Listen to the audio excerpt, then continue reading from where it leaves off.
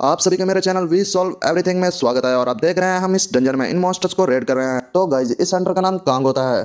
तभी कांग कहता है सबसे पहले मैं आपको इन मकड़ियों के बारे में बताता हूँ। ये बाकी सभी मॉन्स्टर्स की तरह पहले अटैक नहीं करती। सबसे पहले ये अपने प्रे को कैद करती हैं और उसके बाद उसको अपना शिकार बनाती हैं। लेकिन तभी ये मकड़ियां इन सभी हंटर्स पर अटैक करने लगती हैं। तभी कांग चौंक कर कहता है आखिर ये सब कुछ क्या हो रहा है। और तभी जो स्ट्रीमिंग कर रहा होता है ये उसे कहता है कि जल्दी से वीडियो को बंद करो। और गाइज ये रिकॉर्डिंग करने वाला और कोई नहीं होता बल्कि हमारा मेन कैरेक्टर होता है जिसका नाम मैंग शिवो होता है। तभी कांग मैंग शिवो को घूरते हुए कहता है कि मैंग शिवो तूने तो कहा था ये मकड़ियां पहले अटैक नहीं करती बल्कि पहले अपना वेब फेंकती हैं, तो फिर ये सब कुछ क्या हो रहा है। तुम बाहर मिलो मुझे, मैं तुम्हें देख लूंगा। और इसी के साथ वो मकड़ियों पर अटैक कर देता है और उन्हें बीच में से चीर देता है और एक एक करके सभी मकड़ियों को खत्म कर देता है। और फिर वो मैंग शिवो को कहता है कि मैंग शिवो तुमने तो कहा था कि ये अटैक नहीं करती, तो फिर इन्होंने पहले अटैक क्यों किया। और इसी के साथ उस पर गुस्सा करने लगता है जबकि मैंग शिवो बार बार माफी मांग रहा होता है। लेकिन कांग मैंग शिवो की एक नहीं सुनता और एक जोरदार गुस्सा उसके पेट में दे मारता है। कांग कहता है तुम्हारे सॉरी कहने से अब कुछ ठीक नहीं होगा और अगली बार जब मेरे साथ डंजन में आना तो उससे पहले अच्छी तरह से इन्वेस्टिगेशन कर लेना। तुम ट्रेटलेस कहीं के, तुम्हारे पास कोई भी अवेकनिंग की पावर नहीं है, तुम एकदम कचरे हो। और तभी एमसी ट्रेट वाले लोगों के बारे में बताता है जिनको अवेकनर कहा जाता है। हमारा एमसी भी एक अवेकनर है लेकिन उसकी जो पावर है वो एक ट्रेटलेस पावर है, यानी कि उसके पास कोई पावर नहीं है। और इस दुनिया में जिंदा रहने के लिए मैंने दिन रात पढ़ाई की और मैंने मॉन्स्टर्स के बारे में सारी इन्फॉर्मेशन इकट्ठा की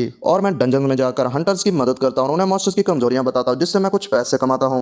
कांग कहता है अगर आज मैं नहीं होता तो तुम सब इन मकड़ियों का शिकार बन गए होते और इसीलिए तुम्हें मेरा शुक्रिया अदा करना चाहिए। और तभी उसके दोस्त बहुत ज्यादा डर कर कांपने लगते हैं और उनमें से एक कांग को कहता है कि कांग अपने पीछे देखो। और तभी कांग के पीछे एक बहुत बड़ी आंख दिखाई जाती है जो कि एक मॉन्स्टर की होती है। ये एक स्पाइडर किंग होता है जो कि इस डंजन का बॉस होता है। मॉन्स्टर किंग इन पर अटैक कर देता है और इसे देखकर ये सब बहुत ज्यादा डर जाते हैं और वहां से भागने लगते हैं ताकि ये अपनी जान बचा सकें। और तभी भागते वक्त कांग की तलवार नीचे गिर जाती है। कांग सोचता है कि अगर हम सब ऐसे ही भागते रहे तो हम सब के सब मारे जाएंगे, हमें किसी न किसी को पीछे छोड़ना होगा जो इसका शिकार बने और हमारे लिए टाइम निकाले।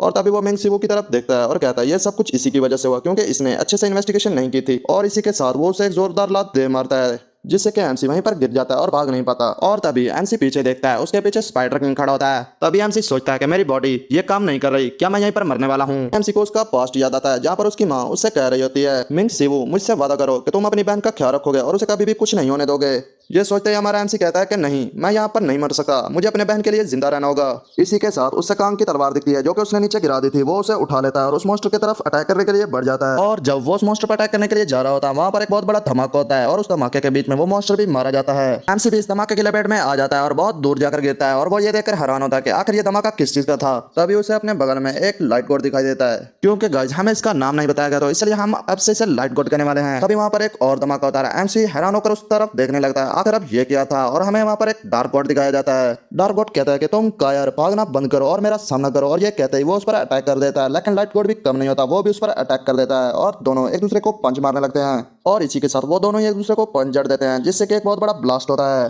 ये देखकर एमसी बहुत ज्यादा हैरान हो जाता है और कहता है आखिर ये दोनों हैं कौन और ये दोनों क्यों लड़ रहे हैं और ये पावर्स आखिर ये पावर्स क्या हैं। इनकी पावर्स को देखकर तो बड़े बड़े मॉन्स्टर्स भी डर रहे हैं। ये इतने खतरनाक हैं कि कोई भी मॉन्स्टर इनके आसपास भी नहीं आ रहा। और ये पावर्स ये कोई नॉर्मल पावर्स नहीं है, ये तो गॉड्स की पावर लग रही है। और हमारा एमसी जब ये सब कुछ सोच रहा होता है तभी ये दोनों बहुत ही ज्यादा खतरनाक तरीके से लड़ रहे होते हैं। दोनों गॉड्स ही एक दूसरे को बहुत ही खतरनाक पंचेस मार रहे होते हैं। तभी ये डार्क गॉड कहता है कि तुम कायर आके तुम भाग क्यों रहे हो, एक असली मर्द बनो और मुझसे लड़ो। इसी के साथ लाइट गॉड एक बहुत ही खतरनाक अटैक तैयार करता है और उसको डार्क गॉड पर छोड़ देता है। इस पर डार्क गॉड कहता है कि आखिरकार तुमने भागने के बजाय अपनी ताकत दिखाने का फैसला कर लिया, इसलिए अब मैं भी तुमको अपनी पूरी पावर दिखाऊंगा। और ये कहते ही वो दोनों एक दूसरे पर अटैक कर देते हैं। इस पर डार्क गॉड कहता है कि तुम इतने बेजिद्दी मत बनो और मेरे साथ चलो और मेरे गुलाम बन जाओ। अगर तुमने ऐसा नहीं किया तो यहीं पर तुम्हारा खत्म हो जाएगा। इस पर लाइट गॉड कहता है कि मुझे फर्क नहीं पड़ता क्योंकि मैंने पहले ही अपनी सारी जिम्मेदारियां किसी और को सौंप दी हैं। ये कहते ही वो एमसी की तरफ देखने लगता है और उसे कहता है लड़के मुझे माफ कर दो तुम्हें सब में लाने के लिए, और अब से ये सारी जिम्मेदारियां तुम्हारी हैं। और गाइस ये क्या जिम्मेदारियां होती है इन सब के बारे में हमें बाद में बताया जाएगा। इस पर डार्क गॉड कहता है कि नहीं, इसका ये मतलब तो नहीं कि तुमने अपनी सारी जिम्मेदारियां इस लड़के को दे दी, एक इंसान को, आखिर तुम ऐसा कैसे कर सकते हो। इसी के साथ वहां पर एक बहुत बड़ा ब्लास्ट होता है जिसमें कि इन दोनों गॉड्स का ही काम तमाम हो जाता है। लाइट गॉड एमसी से कहता है कि अब से सारी जिम्मेदारियां मैं तुम पर छोड़कर जा रहा हूँ। और डार्क गॉड गालियां देते हुए कह रहा होता है कि कमीने तू ऐसा कैसे कर सकता है। और इसी के साथ लाइट गॉड और डार्क गॉड दोनों ही वहां से गायब हो जाते हैं। इसी के साथ गुफा में अंधेरा हो जाता है और एमसी वहां पर अकेला खड़ा होता है। होता है और कहता है आखिर ये सब कुछ क्या था और अभी ये सब कुछ क्या हुआ। तभी उसका पाँव जमीन पर एक स्मार्टफोन पर पड़ता है और वो उसे उठा लेता है और कहता है कि आखिर एक स्मार्टफोन यहाँ पर क्या कर रहा है, इतने बड़े डंजन में आखिर ये स्मार्टफोन किसका हो सकता है। तभी इस स्मार्टफोन पर एक मैसेज आता है कि मैनेजर की पोस्ट खाली हो गई है और आपको इस अकाउंट का नया मैनेजर चुना जा रहा है। तभी एक और मैसेज आता है और उस पर लिखा होता है कि आप इस अकाउंट के नए मैनेजर बन चुके हैं। ये देखकर एमसी सोचने लगता है कि आखिर ये सब कुछ क्या लिखा है। तभी इस मोबाइल में से बहुत बड़े बड़े गॉड्स का चेहरा निकल कर आने लगता है जिसमें के बहुत सारे अलग अलग गॉड्स होते हैं। तभी एमसी के अंदर इस मोबाइल में से पावर आने लगती है। इसी के साथ एक मैसेज आता है कि मुबारक हो, आप इस गॉड ट्यूब के नए मैनेजर बन चुके हैं। गाइस, गॉड ट्यूब भी यूट्यूब की तरह ही एक प्लेटफॉर्म है जिस पर के गॉड्स अपनी वीडियोस को अपलोड करते हैं।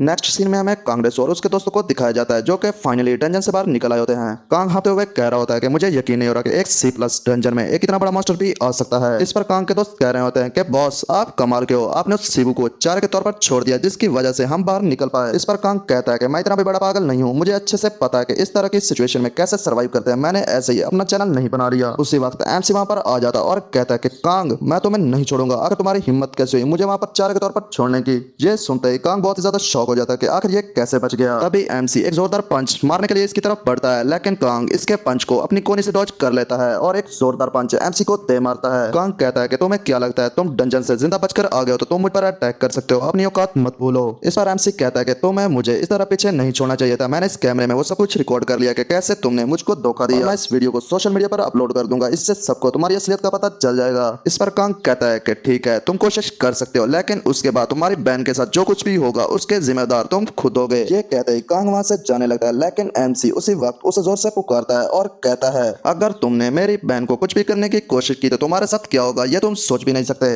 सीन शिफ्ट होता है और हमें हमारे एमसी को दिखाया जाता है जो कि इस गॉड ट्यूब के बारे में देख रहा होता है आखिर ये है क्या चीज। वो इस पर सर्च करता है और उसे पता चलता है कि ये भी हमारी दुनिया के यूट्यूब की तरह का एक प्लेटफॉर्म है जिस पर के हंटर्स अपनी वीडियोस अपलोड करते हैं, लेकिन इसमें हंटर्स की बजाय गॉड्स अपनी वीडियोस को अपलोड करते हैं। और इसमें ऐसी बहुत सी वीडियोस होती हैं जिसमें के गॉड्स गोल्ड लेवल मॉन्स्टर्स को हंट कर रहे होते हैं और यही इस गॉड ट्यूब की खासियत होती है। इसमें गॉड्स, मॉन्स्टर्स और बहुत से हीरोज अपनी वीडियोस को अपलोड करते हैं। ये सब देखकर एमसी बहुत ज्यादा हैरान हो जाता है और कहता आखिर ये गॉड ट्यूब है क्या और उस बंदे ने आखिर मुझे ये मोबाइल क्यों दिया, और क्योंकि उसने मुझे ये मोबाइल दिया है तो इसलिए अब से मैं इसका मैनेजर बन चुका हूँ। क्योंकि अब मैं इसका मैनेजर हूँ तो क्या मैं इन सभी चीजों को अब से कंट्रोल कर सकता हूँ। जो भी हो ये सब कुछ बहुत ज्यादा इंटरेस्टिंग लग रहा है तो चलो कुछ वीडियोस देखते हैं। ये कहता ही वो स्क्रॉल करने लगता है और कोई अच्छी सी वीडियो तलाश करने लगता है। तभी वो एक गॉड के चैनल को देखता है और इसको ओपन कर लेता है और इसमें मौजूद वीडियो को देखने लगता है। ये चैनल जोंग लियांग का होता है जो कि एक चाइनीज गॉड होते हैं और वो विजडम के बारे में सिखाते हैं जिससे कि तुम्हारी इंटेलिजेंस बहुत ही ज्यादा बढ़ जाती है। एमसी इसके चैनल को सब्सक्राइब कर लेता है और जैसे ही वो इस चैनल को सब्सक्राइब करता है एक मैसेज आता है जिस पर लिखा होता है आपने जोंग लियांग के चैनल को सब्सक्राइब कर लिया है और आप 3 चैनल्स को फ्री में सब्सक्राइब कर सकते हैं और इसी की वजह से आपको एक एस रैंक इंसाइट की स्किल मिलती है। ये देखकर एमसी बहुत ही ज्यादा कंफ्यूज हो जाता है और कहता है आखिर ये कैसे हो सकता है, एस रैंक की स्किल इस दुनिया में बहुत ही कम लोग होते हैं जिनके पास की एस रैंक की स्किल होती है और मुझे ये स्किल सिर्फ चैनल को सब्सक्राइब करने से मिल गई, आखिर ऐसे कैसे हो सकता है। लेकिन मुझे मेरे अंदर कोई भी पावर फील नहीं हो रही। क्या ऐसा इसलिए क्योंकि ये सिर्फ मेरे देखने के नजरिए को बढ़ाती है? अगर ऐसा है तो चलो कुछ और ट्राई करते हैं। इसी के साथ वो हरक्यूलिस की वीडियो को ओपन करता है जो कि किसी एक सब्सक्राइबर को फ्री ट्रेनिंग सेशन दे रहा होता है और वो ट्रेनिंग के तौर पर जियोस के हाउस को उठाने वाला होता है और इसी के साथ एमसी हरक्यूलिस के चैनल को सब्सक्राइब कर देता है और जैसे ही वो दूसरे चैनल को सब्सक्राइब करता है एक मैसेज आता है आपने दूसरे चैनल को सब्सक्राइब कर लिया है और इसी के साथ आप एक डबल एस रैंक की स्किल मिलती है जो कि सुपर स्ट्रेंथ है। और जैसे ही एमसी ये देखता है वो बहुत ज्यादा हैरान होता है और अपना हाथ लैपटॉप पर मारता है और उसकी ताकत की वजह से उसका लैपटॉप टूट जाता है। एमसी कहता है कि ये सब क्या है, एक डबल एस रैंक की स्किल, ये तो एस रैंक से भी बढ़िया है। तभी एक मैसेज आता है कि आपने सुपर स्ट्रेंथ का यूज किया जिसकी वजह से आपकी प्रोफिशिएंसी 0.1% बढ़ गई है। ये देखकर एमसी कहता है कि मुझे यकीन नहीं हो रहा, मैंने सिर्फ एक चैनल को सब्सक्राइब करके एक डबल एस रैंक के ह्यूमन स्ट्रेंथ को हासिल कर लिया है। आखिर ये सब कुछ क्या है, मुझे कुछ समझ नहीं आ रहा, आखिर ये गॉड ट्यूब क्या है। तभी एक मैसेज आता है कि आपके बहुत ज्यादा सोचने की वजह से आपके इंसाइट स्किल की प्रोफिशिएंसी 0.1% बढ़ गई है। प्रोफिशिएंसी को देखकर एमसी कहता है क्या मुझे इसे मास्टर करने के लिए 100% तक लेकर जाना होगा। और आखिर हरक्यूलिस का ट्रेनिंग मेथड क्या है। वो हरक्यूलिस की वीडियो को ओपन करता है ताकि वो इसकी ट्रेनिंग देख सके और खुद भी करके अपनी प्रोफिशिएंसी बढ़ा सके। और जैसे ही वो वीडियो को ओपन करता है वो देखता है बहुत सारे ग्रीक लोग खड़े होते हैं और वो हरक्यूलिस को देख रहे होते हैं। हरक्यूलिस यूज के पूरे घर को उठा लेता है और कहता है ये लेग्स का वर्कआउट ये सच में कमाल का है। और इसी के साथ वो यूज के घर को उठाकर उठक बैठक करने लगता है जिससे उसकी ताकत बढ़ने लगती है। ये सब देखकर एमसी बहुत ज्यादा शॉक्ड होता है और कहता है कोई ऐसा वर्कआउट कैसे कर सकता है और इसकी प्रोफिशिएंसी को 100% तक बढ़ाने के लिए मुझे भी ऐसा ही करना पड़ेगा, मैं ऐसा नहीं कर सकता। और ये कहते ही वो उसके चैनल को अनसब्सक्राइब करने लगता है, लेकिन वो चैनल अनसब्सक्राइब नहीं होता और वहां पर एक मैसेज आता है आप इस चैनल को अनसब्सक्राइब नहीं कर सकते। ये देखकर हरक्यूलिस वीडियो में से बाहर निकल आता और कहता है हे दुबले पतले लड़के, तुम्हें क्या लगता है तुम जब चाहो मेरे चैनल को सब्सक्राइब कर सकते हो और जब चाहो अनसब्सक्राइब कर सकते हो। इस दौरान एनसी चैनल को बार बार अनसब्सक्राइब करता रहता है लेकिन बार बार नाकाम रहता है। तभी एक मैसेज आता है कि अगर आप चैनल को एक बार सब्सक्राइब कर लें तो आप उसको अनसब्सक्राइब नहीं कर सकते। तभी उसके मोबाइल पर कांग की कॉल आने लगती है और एमसी कहता है आखिर ये बास्टर्ड मुझे कॉल क्यों कर रहा है। वो कांग की कॉल को उठाते हुए कहता है कि आखिर अब तुमने मुझे किस लिए कॉल किया है। दूसरी साइड से कांग कहता है कि तुमने मेरी कॉल उठा ली, मुझे तो लगा था तुमने मुझे ब्लॉक कर दिया होगा। इस पर एमसी कहता है कि आखिर अब तुम्हें मुझसे क्या काम है, तुमने मुझे कॉल क्यों किया है। कांग कहता है कि तुम्हें पता है मेरे पास तुम्हारे लिए एक बहुत ही अच्छा ऑफर है जिससे तुम्हें बहुत ज्यादा फायदा होगा। एमसी कहता है कि जल्दी बको, मेरे पास इतना टाइम नहीं है। कांग कहता है कि तुम्हें एसएच ग्रुप कंपनी के बारे में पता है, वो मेरे साथ काम करना चाहते हैं और मैंने उन्हें तुम्हें रिकमेंड किया है, तो बताओ क्या तुम काम करना चाहोगे। ये सुनते ही एमसी बहुत ज्यादा हैरान हो जाता है और कहता है एसएच ग्रुप ये तो साउथ कोरिया की नंबर 1 कंपनी है। इस पर कांग कहता है कि एसएच ग्रुप कंपनी की जो इकलौती वारिस है उसने एस रैंक ट्रेड को हासिल किया और वो भी एक नहीं बल्कि 2, और वो लोग हंटिंग करना चाहते हैं और इसकी लाइव स्ट्रीमिंग करना चाहते हैं और मैंने स्ट्रीमिंग के लिए उन्हें तुम्हें रिकमेंड किया है, तो बताओ तुम्हारा इस बारे में क्या ख्याल है, तुम करना चाहते हो या नहीं, और मैं तुम्हें इसके लिए 5 मिलियन पे करने के लिए तैयार हूँ। ये सुनते ही एमसी बहुत ज्यादा चौंक जाता है और कहता है 5 मिलियन। इस पर कांग कहता है कि हाँ मैं तुम्हें 5 मिलियन पे करूंगा जो कि तुम्हारी रेगुलर फीस से 10 गुना ज्यादा है। एमसी स्माइल करते हुए कहता है कि नहीं मैं नहीं करूंगा। कांग कहता है कि तुम पागल हो गए हो जो इस तरह की ऑफर को ठुकरा रहे हो, तो बताओ तुम्हें कितने चाहिए। इस पर एमसी कहता है कि 50 मिलियन, मुझे 50 मिलियन चाहिए। इस पर कांग कहता है कि 50 मिलियन, तुम पागल हो गए हो क्या, इतने भी लालची मत बनो। एक मैसेज आता है कि आपने इनसाइड स्किल का इस्तेमाल किया जिसकी वजह से आपकी प्रोफिशिएंसी 0.2% से बढ़ गई है। कांग कहता है कि मुझे गैस करने दो, एसएच ग्रुप कंपनी तुम्हारे साथ स्ट्रीम क्यों करना चाहती है। कांग गुस्सा होते हुए कहता है अच्छा तो फिर गैस करो। तुम्हें पता है जो एसएच ग्रुप कंपनी की वारिस है उसने एक साथ 2 एस रैंक रेट हासिल किए हैं और एसएच ग्रुप कंपनी का चेयरमैन हान टेसन उसका दादा है और वो चाहता है कि उसकी पोती अच्छे से ट्रेनिंग ले और इसके लिए सबसे पहले उसको बेसिक सीखना होगा। और तुम लाइव स्ट्रीम चैनल में बेसिक चीजें स्ट्रीम करते हो और इसी वजह से ही तो तुम्हारे चैनल पर इतने व्यूज आते हैं और इसी वजह से तुमने 2,10,000 सब्सक्राइबर कंप्लीट किए हैं और इसी वजह से तुमने बहुत पैसा कमाया है। और अगर टेक्निकली देखा जाए तो वो सारी स्ट्रेटेजीज वो मेरी होती है ना कि तुम्हारी। इस चीज को वो नहीं जानते लेकिन तुम अच्छे से जानते हो और इसीलिए तुम सिर्फ मुझे ही चाहते हो और इसलिए फाइनली मैं 50 मिलियन से कम नहीं लूंगा। कांग कहता है फिर भी ये बहुत ज्यादा है। इस पर एमसी कहता है क्यों, तुम 50 मिलियन पे नहीं कर सकते तो जाओ जाकर लोन उठाओ किसी भी तरह, मुझे सिर्फ 50 मिलियन से मतलब है और अगर तुम पे नहीं कर सकते तो जाओ किसी और को तलाश कर लो। सीन शिफ्ट होता है और हमें एक बी क्लास डंजन दिखाया जाता है जिसमें के एमसी और कांग पहुंच गए होते हैं। एमसी कांग से कहता है आकर तुम मुझे बाकी के पैसे कब ट्रांसफर करने वाले हो। कांग कहता है अरे यार थोड़ा तो सब्र कर लो, जैसे वो एसएच ग्रुप कंपनी का मालिक मुझे पैसे देगा मैं तुम्हें ट्रांसफर कर दूंगा। और तभी वहाँ पर कोई आ जाती है। एमसी और कांग दोनों ही उस तरफ देखने लगते हैं। ये हान चाइरन होती है जो कि एसएच ग्रुप कंपनी की इकलौती वारिस है। वो कहती है मैं इस रेड में शामिल होने आई हूँ तो चलिए फिर जल्दी से इस रेड को शुरू करते हैं। लेकिन एमसी तो उसकी खूबसूरती में ही खोया होता है और मन ही मन कहता है वाओ ये कितनी ज्यादा ब्यूटीफुल है, क्या मेरे पास कोई चांस है इसका बॉयफ्रेंड बनने का। नहीं ये मेरी पहुंच से बहुत ज्यादा दूर है। और इसी के साथ वो सभी आगे की तरफ बढ़ने लगते हैं। जैसे ही वो थोड़ा सा आगे जाते हैं उनके सामने एक खतरनाक मॉन्स्टर खड़ा होता है। तभी एमसी कहता है ये तो एक ब्लैक ट्रोल है। तभी कांग आगे बढ़ता है और हान चैनन को ब्लैक ट्रोल के बारे में सब कुछ बताने लगता है जो उसे एमसी ने बताया था। कांग हान चैनन को बताने लगता है कि ये एक बी रैंक का ब्लैक ट्रोल है जिसकी की रीजनरेशन बहुत ज्यादा फास्ट है और इसी वजह से इसे इमोर्टल ब्लैक ट्रोल भी कहा जाता है। वो कहता है इसे खत्म करने का एक ही तरीका है, पहले इसके दिल पर मारो और उसके बाद इसके सर को काट दो।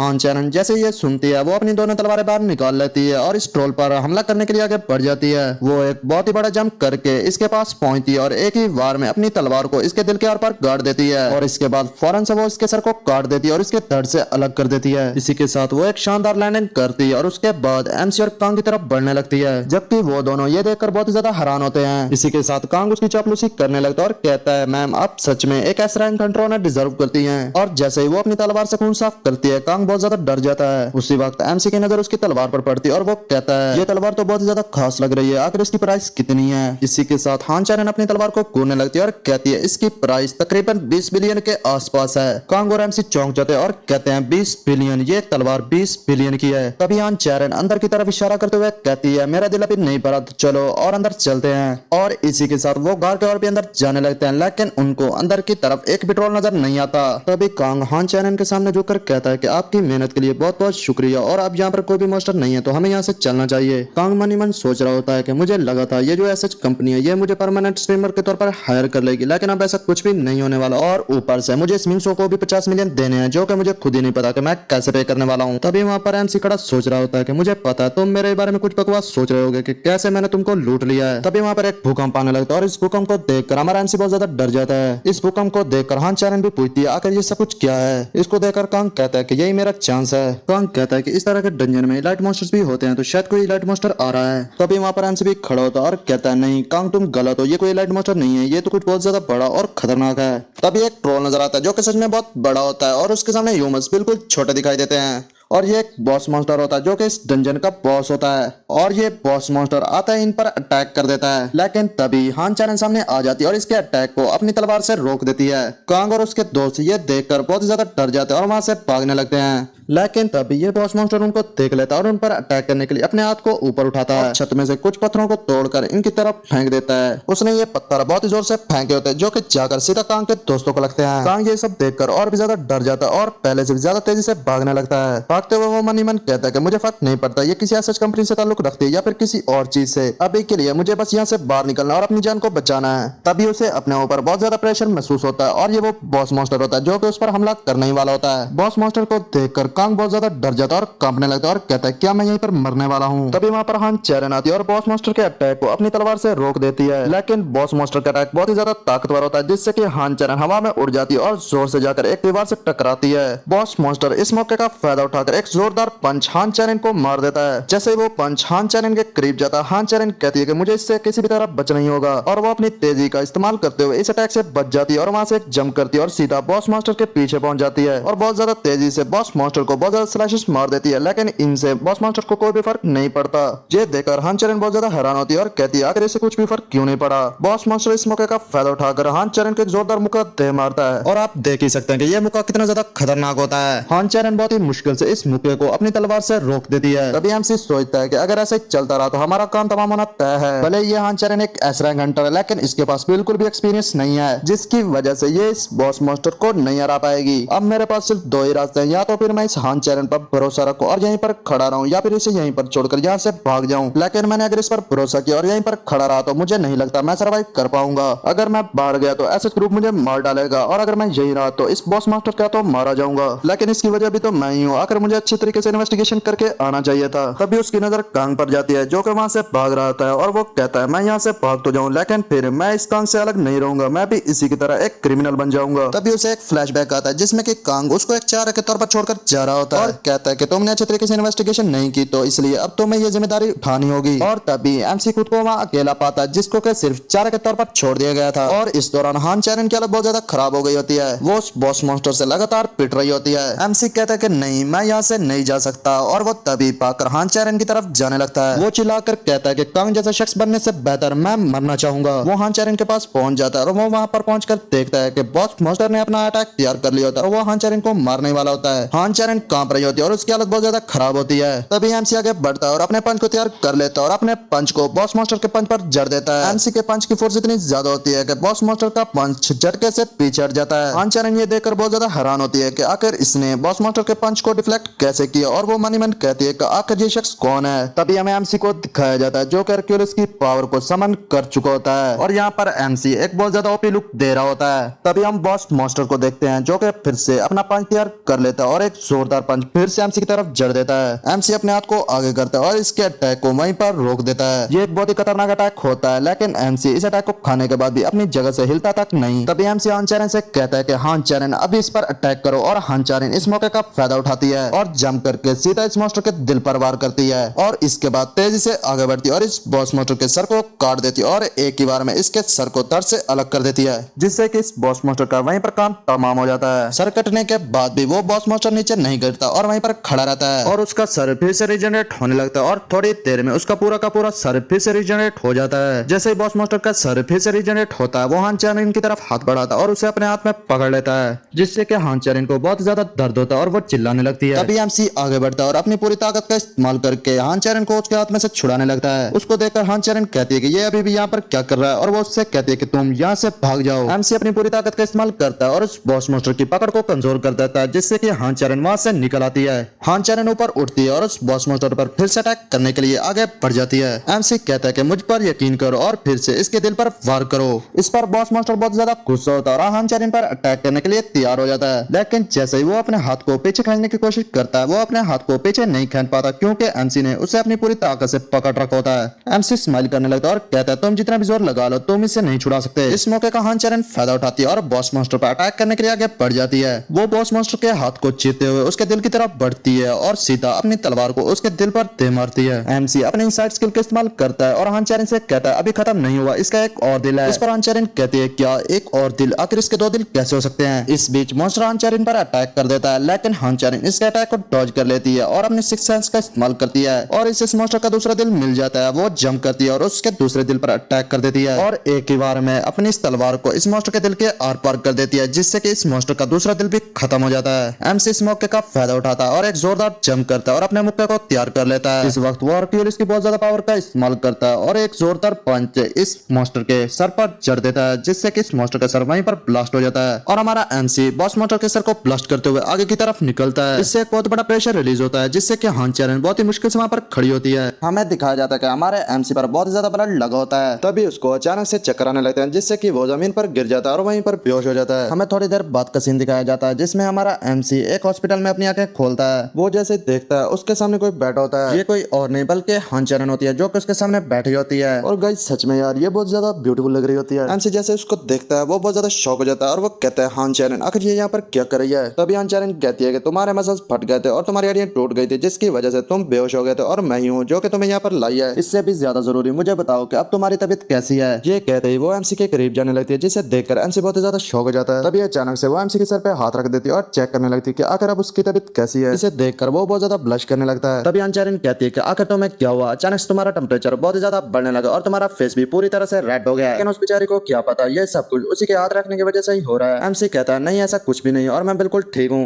हान चारिन कहती है अरे यार मैं तो तुमसे तुम्हारा नाम पूछना ही भूल गई, मुझे बताओ तुम्हारा नाम क्या है। तभी एमसी ब्लश करते हुए कहता है कि मेरा नाम मिंग शिवू है। एमसी मन ही मन कहता है कि इसे मेरा नाम पहले से ही मालूम होगा तो फिर ये मेरा नाम मुझसे क्यों सुना जाती है। हान चारिन कहती है कि मुझे तुम्हारा नाम पहले से ही मालूम था लेकिन मैं पर्सनली ये तुमसे सुनना चाहती थी। कहता है क्या ये मेरे मन की बात भी पढ़ सकती है, ऐसा हो भी सकता है, हो सकता है इसके पास कोई ऐसा की स्किल हो जिसकी मदद से ये ऐसा कर सकती हो। हान चारिन कहती कि मैं तुमसे एक बहुत जरूरी बात करना चाहती हूँ। इस पर एमसी सीरियस होते हुए कहता है कि आकर तुम मुझसे क्या कहना चाहती हो। हान चारिन कहती कि मैं चाहती हूँ तुम मेरे ग्रुप में ज्वाइन हो जाओ। हमारा एमसी शॉक हो जाता है और कहता है क्या तुम मुझे अपनी टीम में शामिल करना चाहती हो। इस पर हमारा एमसी कहता है कि देखो अगर तुम ऐसा सिर्फ इसलिए करना चाहती हो क्योंकि मैंने तुम्हारी जान को बचाया था और उस बॉस मास्टर को हराया था तो वो सिर्फ एक टेम्परेरी पावर थी और मैं ऐसा बार बार नहीं कर सकता। हान चारिन कहती कि मुझे इससे फर्क नहीं पड़ता और मैं तुम्हें 200 मिलियन पे करने के लिए भी तैयार हूँ और साथ ही में हम जो मास्टर हंट करेंगे मैं तुम्हें उसमें से भी तुम्हारा हिस्सा दूंगी। ये सुनते ही हमारा एमसी बहुत ज्यादा शॉक हो जाता है और कहता है क्या 200 मिलियन और साथ ही में मास्टर की लूट में हिस्सा भी, ये तो सच में बहुत ही कमाल के ऊपर है। हान चारिन कहती कि मुझे मालूम है तुम्हारी बहन को एक रेयर ब्लड डिजीज नाम की बीमारी है और तुम्हें पता है कि उसका इलाज हमारे एसएच ग्रुप के ही एक हॉस्पिटल में हो रहा है। अगर तुम मेरे ग्रुप को ज्वाइन करते तो हम उसके इलाज की फीस भी नहीं लेंगे। इस पर हमारा एमसी थोड़ा सा सीरियस हो जाता है और वो कहता है तुम मुझे ये सब कुछ बिल्कुल मुफ्त में तो नहीं दोगे, इसके बदले में तुम्हें भी तो मुझसे कुछ चाहिए होगा, तो मुझे साफ साफ बताओ तुम्हें मुझसे क्या चाहिए। हान चारिन कहती कि मैं चाहती हूँ तुम मेरी टीम के स्ट्रेटेजिस्ट बन जाओ और जब भी मैं किसी भी डंजन को क्लियर करने जाऊँ तो तुम पहले से उसकी इन्वेस्टिगेशन कर लो और बाद में मेरे साथ मिलकर उसको क्लियर करने में मेरी मदद करो। सीन चेंज होता है और हमें रात का सीन दिखाया जाता है जिसमें हमारा एमसी एक बेड पर लेटा होता है और वो इसी बात को याद कर रहा होता है कि कैसे उसने हान चारिन को मना कर दिया। जिस पर हान चारिन कहते हैं ठीक है तुम्हारा जब भी इरादा बदले तुम आकर मेरी टीम में शामिल हो सकते हो।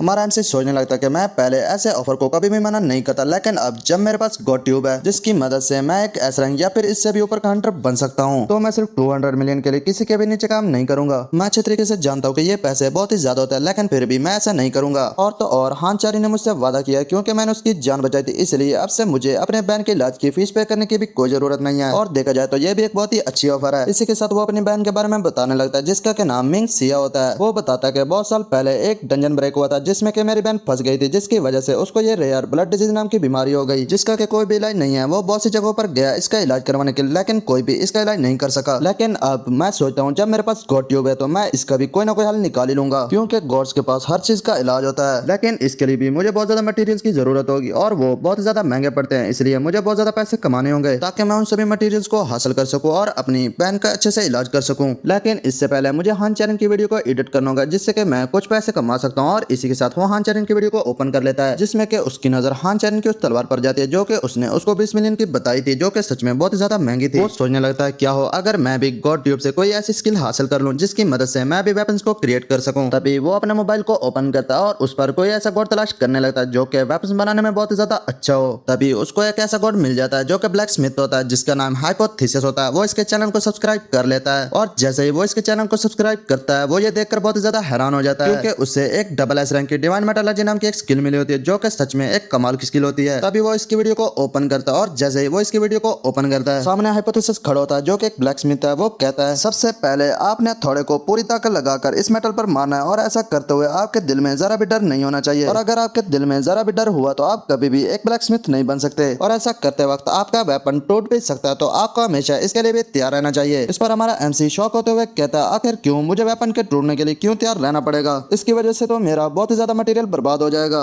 इसी के साथ एक मैसेज आता है कि आपने ब्लैक स्मिथ की नॉलेज को हासिल किया है जिसकी वजह से आपकी प्रोफिशिएंसी थोड़ी सी बढ़ गई है। सीन चेंज होता है और हमें एक पार्क का सीन दिखाया जाता है इसमें क्या हमारा एमसी एक्सरसाइज कर रहा था और वो अपने एक हाथ से पुलअप्स लगा रहा होता है। इसी दौरान उसके पीछे दो नर्सेज आ जाती हैं और उसके बारे में ही बात करने लगती है। उनमें से एक नर्स कहती है क्या तुम्हें पता है ये लड़का बहुत ही ज्यादा इंजर्ड हो गया था और डॉक्टर ने भी इसे कहा था कि ये एक मंथ से पहले ठीक नहीं हो सकेगा, लेकिन अभी से एक वीक हुआ है और ये अभी से पूरी तरह से रिकवर हो गया। और तो और डॉक्टर्स ने भी कहा है कि ये कल डिस्चार्ज हो सकता है। हमारा एमसी भी इनकी बातों को सुन रहा था लेकिन वो इस दौरान भी अपनी एक्सरसाइज को कंटिन्यू रखता है और इसी वजह से एक मैसेज आता है कि आपने अपनी सुपर स्ट्रेंथ का यूज किया है जिसकी वजह से आपकी प्रोफिशिएंसी थोड़ी सी बढ़ गई है। इसी के साथ हमारा एमसी बताता है पहले जब वो बॉस मास्टर से लड़ रहा था उस दौरान उसने हरक्यूलिस की पावर का यूज किया था जिसको उसके मसल्स बर्दाश्त नहीं कर पाए और उसी वजह से उसकी ऐसी हालत हो गई। तभी उसकी छोटी बहन उसके पीछे आ जाती है और उसको पुकारती है। इसको देखकर हमारा एमसी कहता है अरे मिंगसू तुम यहाँ पर क्या कर रही हो। इस पर मिंगसू कहते हैं भैया मैंने सुना आप कल डिस्चार्ज होने जा रहे हो। आपको पता है मैं बहुत ज्यादा डर गई थी जब मुझे पता चला आपको हॉस्पिटल में एडमिट किया गया और उस वक्त आपकी हालत बहुत ही ज्यादा खराब थी, लेकिन अब आप डिस्चार्ज होने जा रहे हो। लेकिन भाई आप इतनी जल्दी क्यों जा रहे हो? डॉक्टर्स ने कहा था आपको एक मंथ लगेगा लेकिन आप बहुत ही जल्दी जा रहे हो। मैं चाहती थी कि आप कुछ दिन और मेरे साथ यहीं पर रहें। इस पर एमसी मुस्कुराते हुए कहता है अरे मेरी प्यारी बहन तुम्हें परेशान होने की बिल्कुल भी जरूरत नहीं है, तुम बस आराम से यहाँ पर ट्रीटमेंट कराओ और तुम्हें पैसों के लिए भी परेशान होने की कोई जरूरत नहीं है, तुम्हें पता है तुम्हारा इलाज यहाँ पर बिल्कुल फ्री हो रहा है। इस पर मिंगसू कहती है हाँ मुझे मालूम है, चैरिन दीदी ने मुझे ये पहले ही बता दिया था। इस पर एमसी बहुत ही ज्यादा शौक हो जाता है और कहता है चैरिन दीदी आखिर तुम मुझसे इस तरह से क्यों पुकार रही हो। इस पर मिंगसू कहती है कि उन्होंने मुझे कहा था कि मैं उनको दीदी कह के पुकार सकती हूँ क्योंकि उनका कोई भी भाई बहन नहीं है और मैं उनको बहुत ज्यादा प्यारी लगती हूँ, इसलिए उन्होंने मुझे इस चीज की इजाजत दी है। एमसी शौक होकर कहता है आखिर